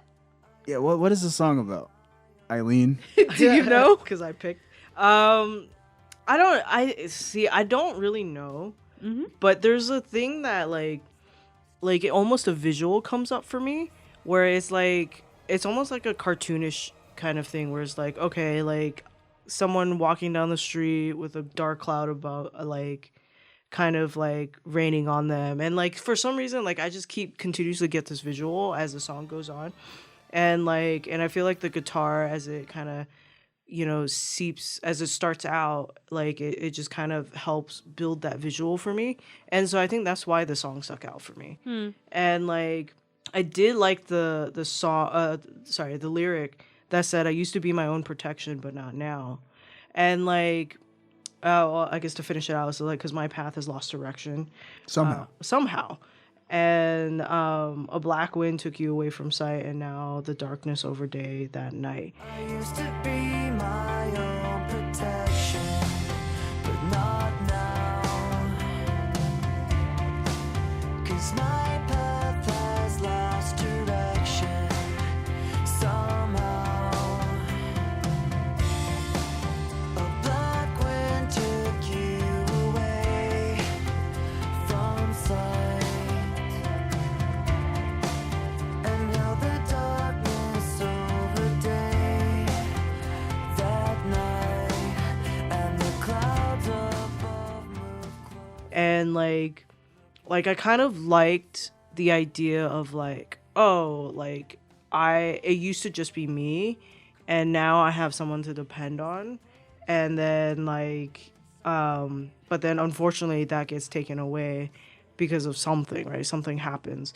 But it was just kind of like this idea that stuck out to me. It was just like, oh, like you have this like wall of armor or a brick wall to kind of help protect you, and like and then as you continuously get more vulnerable and things, you start letting people in. And so like I don't know, that with the visual of like the sad lonely person walking down the street only to like meet someone to break down those walls, and then like only to lose them again, it just felt like a story to me. I think maybe that's why. Yeah, I also highlighted that line because I mean, like, I will say, like, Chester Bennington seems like a real poet. You know, like he seems like it's kind of funny. I see the relationship between Chester and Mike Shinoda as like a Paul McCartney, John Lennon thing, where Chester's the more John Lennon. He's more of a poet, you know, kind of a, you know, abstract wordsmith, whereas Mike Shinoda's a little bit more direct and literal with what he writes about. That's my perception. Maybe I'm completely off because I don't listen to them. Yeah. But that's my perception of these songs, at least. Yeah. So he's like, got some very pretty imagery, and I like the way he talks about stuff. Yeah, I agree. I think the imagery is very pretty, and I like that. I like your take on it, cousin. Like, because I was just like reading words. I like the like dreary like drum beat under it, the musicality that kind of like trudges forth, whether you like it or not, kind of feel. Yeah, and it is a good line. I didn't mark that line. I just crossed out a word because I was like, that word is not necessary in this string. Which one? Just, I used to be my own protection, but not now. And then it's 'cause my path, and I just took out the 'cause because it was like you're pushing that word in there, and it could just be, I used to be my own protection, but not now. my path has lost direction somehow. It just, the words fit better. Sorry. That was a only editorial note. The writer has spoken. But yeah, I don't know. I think like, yeah, the idea that like I've been able to rely on myself, but I am no longer able to rely on myself anymore for whatever reason. And then, so now you're gone and I was wrong. I never knew what it was like to be all alone. So maybe you thought you were, I don't know, man. Now you're gone, and I was wrong. I never knew what it was like to be alone on a Valentine's Day. It was about a song about losing someone. Yeah. You know, someone who died, and the ground below grew colder as they put you down inside. Yeah. And the heartless wind kept blowing. I'm like, someone died. Important. I don't know if it's a significant other or a family member, a dad. So a maybe grandpa. this whole song is about standing at a funeral. That's what it seems like. Yeah, like at a gravesite. Yeah. It could be about a father, actually. That's kind of the image I had, because it's like, my protection, my dad. Yeah, yeah. Huh. Yeah. Watch, the song is actually about like a Clorox wipe or something. I don't. The only quote I have from Bennington is to LP Russia. It said, quote, "People who have lost someone in their lives recognize themselves in the lyrics. A song about the importance of minor events between you." That's all he said. Minor events between you? Maybe like remembering the little things about someone remembering That was the last song we talked about. little things that you little moments you had with someone who's gone now. Oh, that's true. Because it's the little things that add up to the whole person anyway. So I can see that. I can see it highlighting your supposed minor favorite things about the person that you lost. That makes sense to me. And you lost them on Valentine's Day? Yeah, why is it called Valentine's Day? I don't have an answer to that question. I assume that that's when they lost the person, like, right? Maybe. I never knew what it was like to be alone on Valentine's Day, on Valentine's Day, on Valentine's Day. I used to have my own protection, yeah. And then, like when you lose someone, especially if it's on like a really big event, right? Like a holiday, or like a special celebration day when, where you're like, it's kind of the thing. Oh yeah, because I'm like thinking if this was a significant other, it's like, oh yeah, this is my first Valentine's Day in like 20 years. Yeah, I'm alone. Yeah. Because I lost my wife or whatever. Yeah. And then likewise, you go to Christmas right after someone's passed, and it's like, oh man, this is our first Christmas without him. Yeah, definitely. Okay, all right. And I wonder if because like romantic love songs tend to be more widespread, right? Like so, or like supposedly easier for people to relate to, which is why all the love songs tend to be about romantic love, as opposed to like different types of love, sibling, parental, whatever. Yeah. So I wonder if they were like catering it to that as well. Yeah. Yeah. All I can say is I think of the four we're talking to, this is probably the best one. Oh. Like musically, it's kind of similar to the other one, but like it's a little bit more palatable to me. It's not like as like aggressively pop. you know? For sure. But I mean, it's a nice song. For sure. It's short. It is very short. Like life can be. Oh. That took a turn. Anything else on Valentine's Day? I don't think so. I mean, I will say I do like the end where it just kind of repeats. That is something where like I feel like to help hone in emotion is that you repeat what's being said all the time, and that helps like reaffirm things and stuff like that. So I found that to be nice. Yeah, I think like that's why for that at least it makes me think the person passed on that day, because it feels like one of those things that you just say to yourself like, why like we couldn't make it to like on Valentine's Day. I lost him on Valentine's Day. It was Valentine's Day. It's Valentine's Day. You know? It's like a day for love, but I lost a person on Valentine's Day. Yeah. And with that, we'll move on to our last song, the most politically charged of the four. Hands Held High.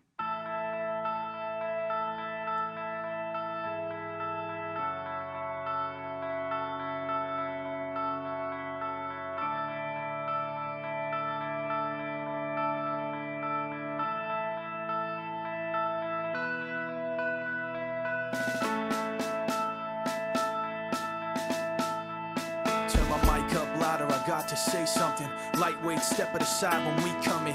Feel it in your chest, the syllables get pumping. People on the street get panic and start running. Words on loose leaf sheet complete. No joke. I had never heard the song before in my life. Literally last week, my partner in crime at ZeldaDungeon.net, Andy Spiteri, tweeted lyrics from this song to relate to current events in the world, unfortunately. Well, isn't that crazy? Yeah, but I was just like, man, what a coincidence. I just learned about that song. So I think the song is pretty easy to know what it's about.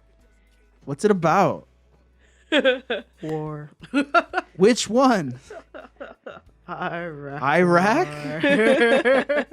Or today? Did you say the flow's better in this song? Maybe. Do you stand by that? Listen, Mike Shinoda's a good rapper. I don't like the flow in this song. It's very like 90s like happy rap. Happy rap. Happy rap. But it's not happy. The lyrics are the best part of the song, but I don't like his flow at all. The disgust on your face where you're like, that's not my wife.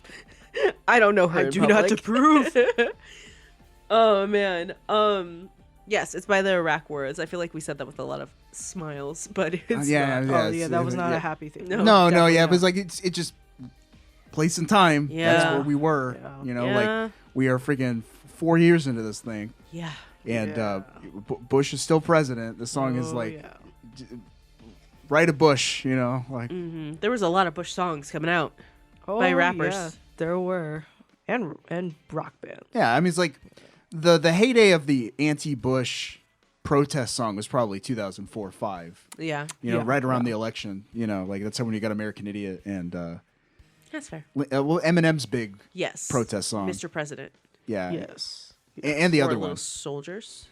That too. Yep. And there's another one. He has several. Yeah. And even a System of a Down was doing a bunch of protest songs at the time. Rage Against. Yep. Machine. Friggin' George Bush don't care about black people was a big old thing Yep, because yep. of Hurricane Katrina. Like, that was the time, and this is a song. Is this the most political Linkin Park song? It's the most political I know of. I think so. I Possibly. haven't listened to their latest album, so I can't say for that. But I think of the albums that I know or that I've listened to, I think this is. I'm gonna have to agree. As I said at the beginning, I am Fandly. What parts of this stick out to you the most in protest, I guess? Me? Either, yeah. Well, I think it's like, for one, I highlighted this line. I like this one. Healing the blind, I promise to let the sun in. Sick of the dark ways we march to the drumming, right? Healing the blind, I promise to let the sun in. Sick of the dark ways we march to the drumming. Jump when they tell us that they want to see jumping. Fuck that, I want to see some fist pumping. Risk something, take back what's yours. Say something that you know they might attack you for. Cause I'm sick of being treated like I have before. Like a stupid standing for what I'm standing for. Like this war's really just a different brand of war. Sick of the dark ways we march to the drumming, I think is like this anti-nationalism sentiment. You know what I mean? Like, people are like, you don't support the war? No. You're not American. Right. You know, like you're what's wrong with you? You know, like you gotta love your country. Why don't you just leave? Yeah. And it's like this like twisted idea of nationalism where it's like, you know, you gotta march to the beat of the president, man. That's the commander in chief. And if you're not doing that, you're one of them. And I think it's really interesting the fact that this is written by the half Japanese man who also wrote a thing about internment camps during a war. Yeah. So It's true. that kind of like, I don't want to like this you're right, like nationalism was so high we thought it couldn't get higher and worse. There's a lot of like good lines in it, obviously. I think just under what you were reading, probably just a verse later, what is the word? Boxed, highlighted. Because I'm sick of being treated like I had before, like it's stupid standing for what I'm standing for, like this war's really just a different brand of war, like it doesn't cater to the rich and abandon the poor, like they understand you in the back of their jet. And I was like, snap, snap. Well, I also highlighted that part, and it to me it relates to a later verse where it says, "These effers are laughing all their way to the bank and cashing their check, asking you to have compassion and have some respect. Like this war's really just a different brand of war. Like it doesn't cater to rich and abandon poor. Like they understand you in the back of the jet when you can't put gas in your tank. These fuckers are laughing away to the bank and cashing a check, asking you to have compassion and have some respect for a leader so nervous in an obvious way, stuttering and mumbling for nightly news to replay, and the rest of the world watching at the end of the day in the living room laughing like, what did he say? Right. It's playing on the war as a commodity thing. Yeah. You know, like war in the economy, the military industrial complex. Like this is a class war as much as it is a war, right? And like, how prescient was this song, knowing that the recession was a year away? Right. No, it's true. Like, I highlighted that as well, where it's just kind of like, isn't it like it paints the truth to it under the propaganda of like, oh yes, we must go to war because, you know, this is the American thing to do because we've been attacked, blah blah blah. And like, it's kind of like, no, this is a money making ploy. Yeah.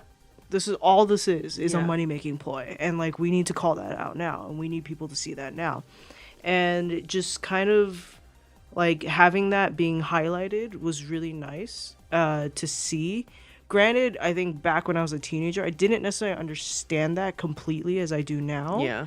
But like, it was just kind of like I knew, like, kind of going like that this wasn't just like, oh, this is a point of pride or nationalism or anything like that. There was a much more insidious meaning behind it and stuff like that. So even in that later down, just before the second bunch of amens, just before the end of the song, when the rich wage war, it's the poor who die. Meanwhile, the leader just talks away. Yeah. Stuttering and mumbling nightly news to replay. Close. My dad, he's got a lot of fear, I know, but enough pride inside not to let that show. My brother had a book he would hold with pride, a little red cover with a broken spine on the back. He hand wrote a quote inside, when the rich wage war, it's the poor who die. Meanwhile, the leader just talks away, stuttering and mumbling for nightly news to replay. The rest of the world watching at the end of the day, both scared and angry, like, what did he say? And just like, in the living room laughing like, what did he say? And it's like, even that's a class comment, right? Because Yeah. it's like the war is a commodity, but so is the discourse surrounding it, and like the, you know, like comedy, like Daily Show, Comedy Central, you know, nightly news, like monologues. It's like those are also commodities, taking advantage of the president's, like, you know, fumbles.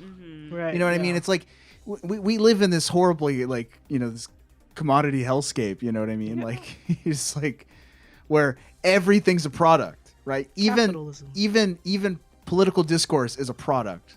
You know, and it's like we agree with it. It's like, yeah, it's funny to laugh at like George Bush being a clown on television, but like we're being fed advertisements and you know, this is we're consuming. Yeah. I think absolutely that is all throughout, but I do want to like highlight portions where he is just straight up talking about what's happening, right? Like, it's ironic at times like this you'd pray, but a bomb blew up a mosque yesterday. These bombs are on buses, bikes, and roads inside your market, your shops, and your clothes. In my living room watching, but I am not laughing, cause when it gets tense I know what might happen.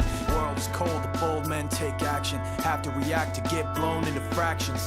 10 years old is something to see, another kid my age drug under a Jeep, taken and bound and found later under a tree. I wonder if he thought the next one could be me. Do you see the soldiers that are out today? They brush the dust from bulletproof vests away. It's ironic, at times like this you pray, but a bomb blew the mosque up yesterday. There's bombs on the buses, bikes, roads, inside your market, your shops, your clothes. My dad, he's got a lot of fear, I know. And being like the reality of like, yeah, this is a commodity, people are doing this to make money, but people are dying. Yeah. Ironically, in places that you would think they would seek haven and that you wouldn't blow it up. And then to even continue in those lines, like the bombs are on buses, bikes, and roads, saying like where they are in Iraq where we're doing this, but they're also inside our market, our shops, and our clothes because we are paying for them. And I think that's the idea that like how the media covers these atrocities you know, they kind of downplay it, like making a joke out of it. You know what I mean? I think that's why he says, I'm in my living room watching it, but I'm not laughing. Because when it gets tense, I know it might happen. The war is cold and both can take action. Have to react to get blown into fractions, so on, so on, so on. Right? Yeah. Like, I'm not laughing because this isn't supposed to be funny. Yeah. This is horrifying. Yeah. You know, like, I don't need Stephen Colbert or Jon Stewart to, like, Make it contextualize it and downplay it as, like, a joke, you know? And it's like, there is a value in being in catharsis, right? Yeah. It's like sometimes we need catharsis for like the horrible things happening in the world all the time, Yeah. right? But that shouldn't minimize the impact of what's happening at the same time, you know? It's like, this might be a tangent, but like I don't really enjoy like the late night segments where some reporter goes to a political rally and basically like does a parade, a freak show parade where Yeah. they interview the most like outspoken, like attention deprived people, you know, and just like play their bad opinions for laughs. Cause I was like, I don't know, like I'm like, that to me that's not very like helpful or Yeah, productive. it's You're just not, like, it's a freak show. You're making fun of like people who have disposable income to be able to travel to different conventions, you know, with their crazy American flag hats. Yeah. And are like so desperate for attention that they'll talk to anybody with a camera. Right. Yeah. Yeah. It adds to the polarization. That's and it's just Yeah. like it's not even, to me it's like not funny, it's horrifying. And I'm And- like, what are we doing? Yeah, and trying to make a joke of it is what makes it less of a reality for people. Like, oh my gosh, that one person standing out. It's like, no, there's more than one person, and some of them aren't crazy. You know, most of them aren't, and so it makes me think. Because I was talking to Eileen about how like you watch. We were talking about John Oliver, and it was like, yeah, I like his stuff. He tends to be more down to earth and like real about stuff, with putting laughs in the right places, but like not laughing at the things that he's talking about. And I was telling her about like, yeah, Rodney watches some more news now, and I just can't, like, because they are too real. There is laughs, but they are not pulling punches, and my fragile heart can't take it. And sometimes Rodney's can't either, where he's like, I need a break. But Like, they're doing it the right way. This last month, I'm like, I don't want to take in any political news right now. I need a break, right? Thank you. You know, and but so it's like it's a fine line the media has to do. It's like we need, like, there is a place for catharsis, but at the same time, it's like I think this song is pointing to. It's like that's as much a product as the war itself. Yeah. Yeah. Another part of the lyrics that really stuck out to me was it's right after the in my living room watching is like, the war is cold, the bold men take action, have to react to get blown into fractions. 10 years old, there's something to see. Another kid my age drugged under a jeep, taken and bound and found later under a tree. I wonder if he had a thought, the next one could be me. Like, that is a heavy punch in terms of like, yeah, like, for someone that is potentially living in a war zone or is being attacked or somewhere where they are in very viable danger, like, you constantly think, am I going to be next? And like having that be a traumatic cloud that weighs over you is very crazy. And it this paints a picture for someone who isn't living in that to be very clear, like, this is the compassion that we need to have for other people and how we need to see past propaganda. Yeah, and I just thought that was a very clear picture that was said. So, I think that, like, even with you saying, like, it is so clear, it is really, really clear. But I wonder, because as we started this conversation, like, as a kid, right? Like, as we were listening to this isn't what we picked up on. It was like, you know, like, and I wonder, I don't think that necessarily takes away from the song. It means it shouldn't have been done or anything like that. But like, the people who are digesting this at this time, how much understanding do they have, right? Like, how much of this is going in? And like, because this came out at the same time, the note that I wrote on my thing is Flowbots did this better, not the flow here is better. In that, like, not their Handlebar songs, but they're like, but close. But like, Handlebars was able to for me in 2007 to be able to be like, oh, this is what empire is. This is what it is when you don't stop, when greed rises. That's what the song is, and it's very, very clear. Their other songs, Stand Up, is the same thing where it's just like, I'm standing up for the pregnant woman with no shoes. I'm standing up for the freedom fighter dying on the cross for you. I'm like these things, and they're like going through it. And those ones for me hit a lot harder. I'm not saying that this was not slapping, right? Like this was doing what it needed to do, but I wonder like how many of its demographic did it miss? Because I think that like this is something that we definitely need for our kids, for our youths to hear and like take in and like assimilate as part of their being, you know, the message of. True. But I wonder, do you think that this also added to them changing their sound? Well, I mean, they had said like we're mature now, you know, like we're getting older. Chester said he's like we're touching on subjects that we wouldn't have touched on when we were 22, you know, whatever. So I think there is like a maturity level there, you know. And it's like nu metal was a very immature genre, you know, like it was like very frat boy, like that was the perception of it, you know, like. I mean, Limp Bizkit. Yeah, Limp Bizkit, you know, dude bro, you know, kind of songs. So maybe they were trying to shed that a little bit. Like, okay. We're older now. That makes sense. I think they did a good job. I do. I think lyrically, it's a fine song. I was like, I appreciate the heart behind it. You know, I'm like, I think I'd like to see this in the hands of another rapper. You know, maybe with a different beat. So I don't know, something like it just doesn't have the energy that I like in my hip hop, especially like my conscious, like my favorite conscious hip hop songs. You know, where it's like it just doesn't have the right punch in the right place, you know? And that just comes down to flow and attitude, you know. But it's like the lyrics are great. Yeah, agreed. And like I totally like stand by what he's saying. Also, when the rich wage war, it's the poor who die. That is not Mike Shinoda. That's not his line. He's quoting something. He quoted a Jean-Paul Sartre line from the 1951 play "The Devil and the Good Lord." I'm not going to read the play, but good job. Yeah. Any other thoughts on Hands Held High before we move on? I do think it's interesting how it's juxtaposed with Amen. A lot of Amen. Yeah. Yeah. I did like that. Yeah. Something maybe to end the show on. A bunch of amens. Yeah. Pray for us. Oh, but that's Minutes to Midnight. Woo! Would you recommend it? Are you looking between us or are you shaking your head? A little both. I think sure for nostalgic reasons, like, you know. Only for nostalgic reasons, I think. Yeah. I mean, I don't care for it, but I was like, I know this is probably a beloved album for people who like Linkin Park. So if you like Linkin Park, you already like this album. True. Yeah. I do think it's not their best album. That I do think. If it would not be an introductory album for Linkin Park, for me at least. Even though this is like their sound mostly now. Yeah, that's true. Even this is their transition year. I still think Meteora is better. Okay. All right. Well, what did the world think? Minutes to Midnight debuted at number 1 on the Billboard 200.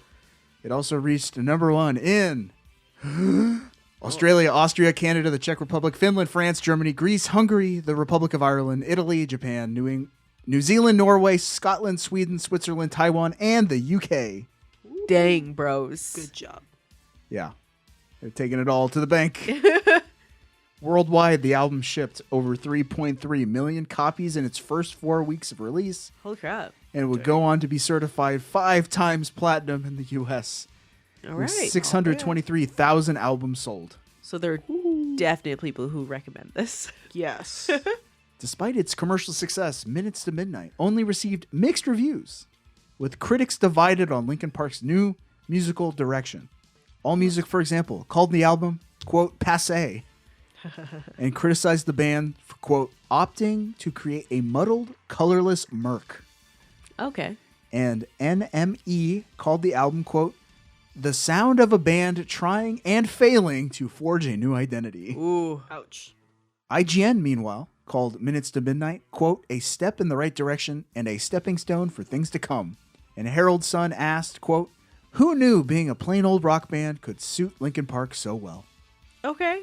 Minutes to Midnight earned Linkin Park the American Music Award for Favorite Alternative Artist, the MTV Video Music Award for Best Rock Video for the song Shadow of the Day, the World Music Award for World's Best Selling Rock Group, and the Spike Guys Award for Ballsiest Band. What? That's a thing? Among many other international accolades. Okay. This is a Spike. The Spike was the men's Spike network. TV? Spike TV was the men's network. Right. And they used to have the Oh, yeah, I freaking remember like that. Spike video game awards. Oh, With, I like remember hottest that. game babe and Oh, dear. yeah. biggest, hardest weapon. You know? I'm glad They this make is a awards time for we are no everything. longer living in. Does it still exist? Spike TV? No, no. I think it got Disbanded? phased out. Yeah. Oh, okay. As far as legacy related media to Minutes to Midnight, the album spawned a special edition bonus CD, at least 12 different international / retail exclusive special editions, and a 2012 live album titled Minutes to Midnight Live Around the World. That's cool. I was like, you look at the Wikipedia page, the track listing, there's like 14 different track listings because wow. they all have different exclusive tracks. Wow. And where did Linkin Park go from here? Well, following the release of Minutes to Midnight, the band embarked on the Minutes to Midnight World Tour, as well as a pair of Project Revolution tours. That was their own festival, the Linkin Park Festival, the Project Revolution. Where Oh. they were the headliners with a bunch of other bands. That's Well, interesting. yeah. That's pretty cool. That had to be pretty fun. Yeah. They teamed up with Rick Rubin once again for their 2010 studio album A Thousand Suns, which marked a full departure from the band's established metal sound. I remember hearing that, hearing one song on the radio and go, not for me. No thanks. I think I did the same, actually. It's like very dance, a lot of dance and like pop influence in that one, if I remember right. I don't remember it. I can't tell you the song. You're like, I recognize Chester's voice, Yeah. and everything else is not what I want. Yeah, yeah. The album debuted at number 1 and received positive reviews from critics, but it reportedly divided fans. You leave too much, you depart too much, you're gonna lose some. Yeah. Linkin Park followed that up with the chart-topping LP Living Things in 2012, the remix album Recharged in 2013, and the Return to Roots LP The Hunting Party in 2014. That was them going back to nu metal. Huh. Oh. I haven't heard that one. Maybe I should. Yeah, maybe you like it. In May, okay. Trigger warning. I'm going to be talking about suicide, so on. That stuff is, troublesome. Skip to 3 hours, 13 minutes, 28 seconds. In May 2017, Linkin Park released their 7th studio album, One More Light, which departed from the alternative rock and alternative metal sounds of their previous albums in favor of a more pop focus. Okay? So this is them going back to pop. Right. Yeah. The album received mixed reception, including accusations that the band had, quote, sold out, prompting a fierce backlash from the band, Chester Bennington most prominently. I do remember this. Quote, if you're going to be the person who says, like, they made a marketing decision to make this kind of record to make money, you can effing meet me outside and I will punch you in the freaking mouth, Bennington told Kerrang. Well. Yeah, and he then got a lot of pushback for those comments, talking about punching his fans in the face. A lot of people said you shouldn't have done that. He had to issue a retraction. People had to, Yeah. he was it was a lot. Yeah. 2 months later, on July 20th, 2017, Chester Bennington took his own life at his home in Palos Verdes, California. He was 41 years old. And that was a rough time to be a rock fan because I remember that was a month after Chris Cornell took his life. Yeah. It was horrible. It was a lot back to back. And they were friends. Yeah. I believe Chris Cornell was Chester's kid's godfather. Right. Yeah. That's such a hit for their family and friends. So horrible thing. Yep. What a talent. Guy probably had a lot to give. Yeah. So very, very sad. Linkin Park canceled the remainder of their One More Light World Tour and hosted a tribute concert titled Linkin Park and Friends Celebrate Life in honor of Chester Bennington on October 27th, 2017. They then released a live album compiled from their final tour with Bennington titled One More Light Live before going on hiatus. Over the next several years, Linkin Park intermittently released tracks held over from past releases while secretly working on new music with a new vocalist. On September 5th, 2024, Linkin Park hosted a live stream event announcing that the band had reformed with Dead Sarah vocalist Emily Armstrong on lead vocals and Colin Doc Brittain on drums. Rob Borden opted not to return. This new lineup released their first single, The Emptiness Machine, the same day. And I've heard it. It's a good Sounds like Linkin alt-rock Park. album. It sounds like Linkin Park. And Yeah. Emily Armstrong is a good singer. Yeah. There we go. Linkin Park's latest album, From Zero, with a Z, Oh. released November 15th, and they are currently leading the From Zero World Tour. Hey. Nice. Album's getting good reviews. Good. All right. Wow, this is the first time we've done something that has like such a live thing. Yeah, happening right now. Linkin Park is among both the best-selling bands of the 21st century and the world's best-selling music artists of all time, having sold over 100 million records worldwide. Over the course of their career, they have won 2 Grammy Awards, 6 American Music Awards, 2 Billboard Music Awards, 4 MTV Video Music Awards, 10 MTV Europe Music Awards, and 3 World Music Awards. Nice. Linkin Park. Wow, we did it. There we go. Eileen, did you know that music albums cannot be judged by the music alone? I did not. What are they judged by? Album art. But we don't have another thing to judge it against. Jess, can you describe the Minutes to Midnight album cover? And then share it with Eileen and we can talk about it. Album cover is the words Linkin Park spelled incorrectly in black with Minutes to Midnight above it in a light gray. And it's just like a big old white background with the members standing in shadow in shadow before it. One has a lot of hair. I don't know who those people are. Is that not the members? I'm sure they are, but I I think can't. I could not tell you which is which. Yeah, the they're one with the standing hair's on. the guitarist. It looks like they're standing in the California desert, looking up upon. Oh wait, maybe that's an ocean behind them. I don't know. It's all in black and white. It's very sullen. Very, very sullen, yes. Thumbs up, thumbs down, Eileen. Is that a good album cover? It's simple. I think it's a pretty good album cover. Yeah, I like it. You know, you put a poster on your wall. That's a good looking poster. Yeah, you'd wear it on a shirt. Yeah, I wouldn't, but No, one you could. Oh yeah, that's Media Made. We did it. Thanks, Eileen. Well, We're glad you're Thanks here. for having me. Yeah. We It's been typically fun. we reserve this point for plugs. Do you want to share anything you're working on? Or are you present anywhere on the internet? that you want people to possibly follow you. I don't have anything. That's fine. That's fine. She'll continue to be our cousin. So Yeah. Yes. You're welcome back Sorry. anytime. Thank you so much. You guys are awesome. No problem. Are we plugging ourselves, or is this a special friends time? that Well, we I don't mean, plug if you anything? want to support the show, if you enjoyed it and you want to help us out, you can follow us on all the Instagram. You can follow us on all the social medias. We're on Twitter and Instagram at MediaMade Show, and on Blue Sky at MediaMade. Media Made. Yep, we'll be posting things. We try our best. Hopefully, Blue Sky gets some polls soon, so we can start voting there. Yeah. Ditch X. Yeah, ditch the everything app. Yes. You can buy us a coffee on coffee.com. That's ko-fi.com/MediaMade. If you want to give us $5, that's where you can do it. Yes. And then just help us out. Yeah. Follow the show on your podcast platform of choice. Leave us a review. Give us 5 stars. All the good stuff. As for me, you can follow me on Twitter and on Blue Sky. Well, mostly on Blue Sky now. At Rod the Master. I also write for a video game website called ZeldaDungeon.net. If you like Zelda and want to see how we rank the whole series from worst to best, check out ZeldaDungeon.net. If you're looking for me, I have a YouTube called Taming Tales. I've been putting up videos up pretty regularly. I should be putting one up at the end of this month, being, well, not this month that you're listening to it. So there should be a new video up. That's sad. Check the trigger warning. Also, I write a novelization of my D&D game with my D&D friends where we play D&D. And you could read that if you would like to on chaosonthetable.blogspot.com. I have started redoing that starting today in the real life. So a new chapter should be up. At least 2 new chapters should be up by the time you are listening to this, if you would like to give that a look. Table. Eileen, what do you want to close out with?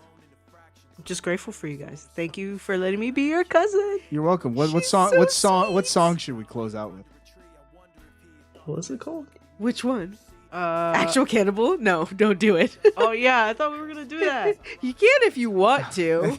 That's quite a jump. Well, if you want to, we could just close out with all the amens. Amens. Yeah, you could. Yeah. All right, Okay. we're gonna close out all men, and yeah, we'll close out with that, and we'll be back to our regularly scheduled programming next month with our movies of 2008, which I've definitely decided which mine is. All right, kids. Remember. Too late.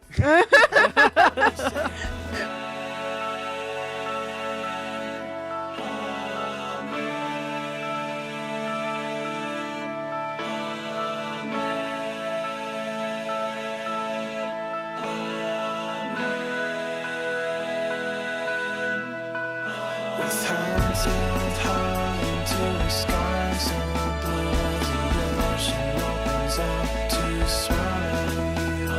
With hands held high into the sky, so blue the ocean opens up to swallow you.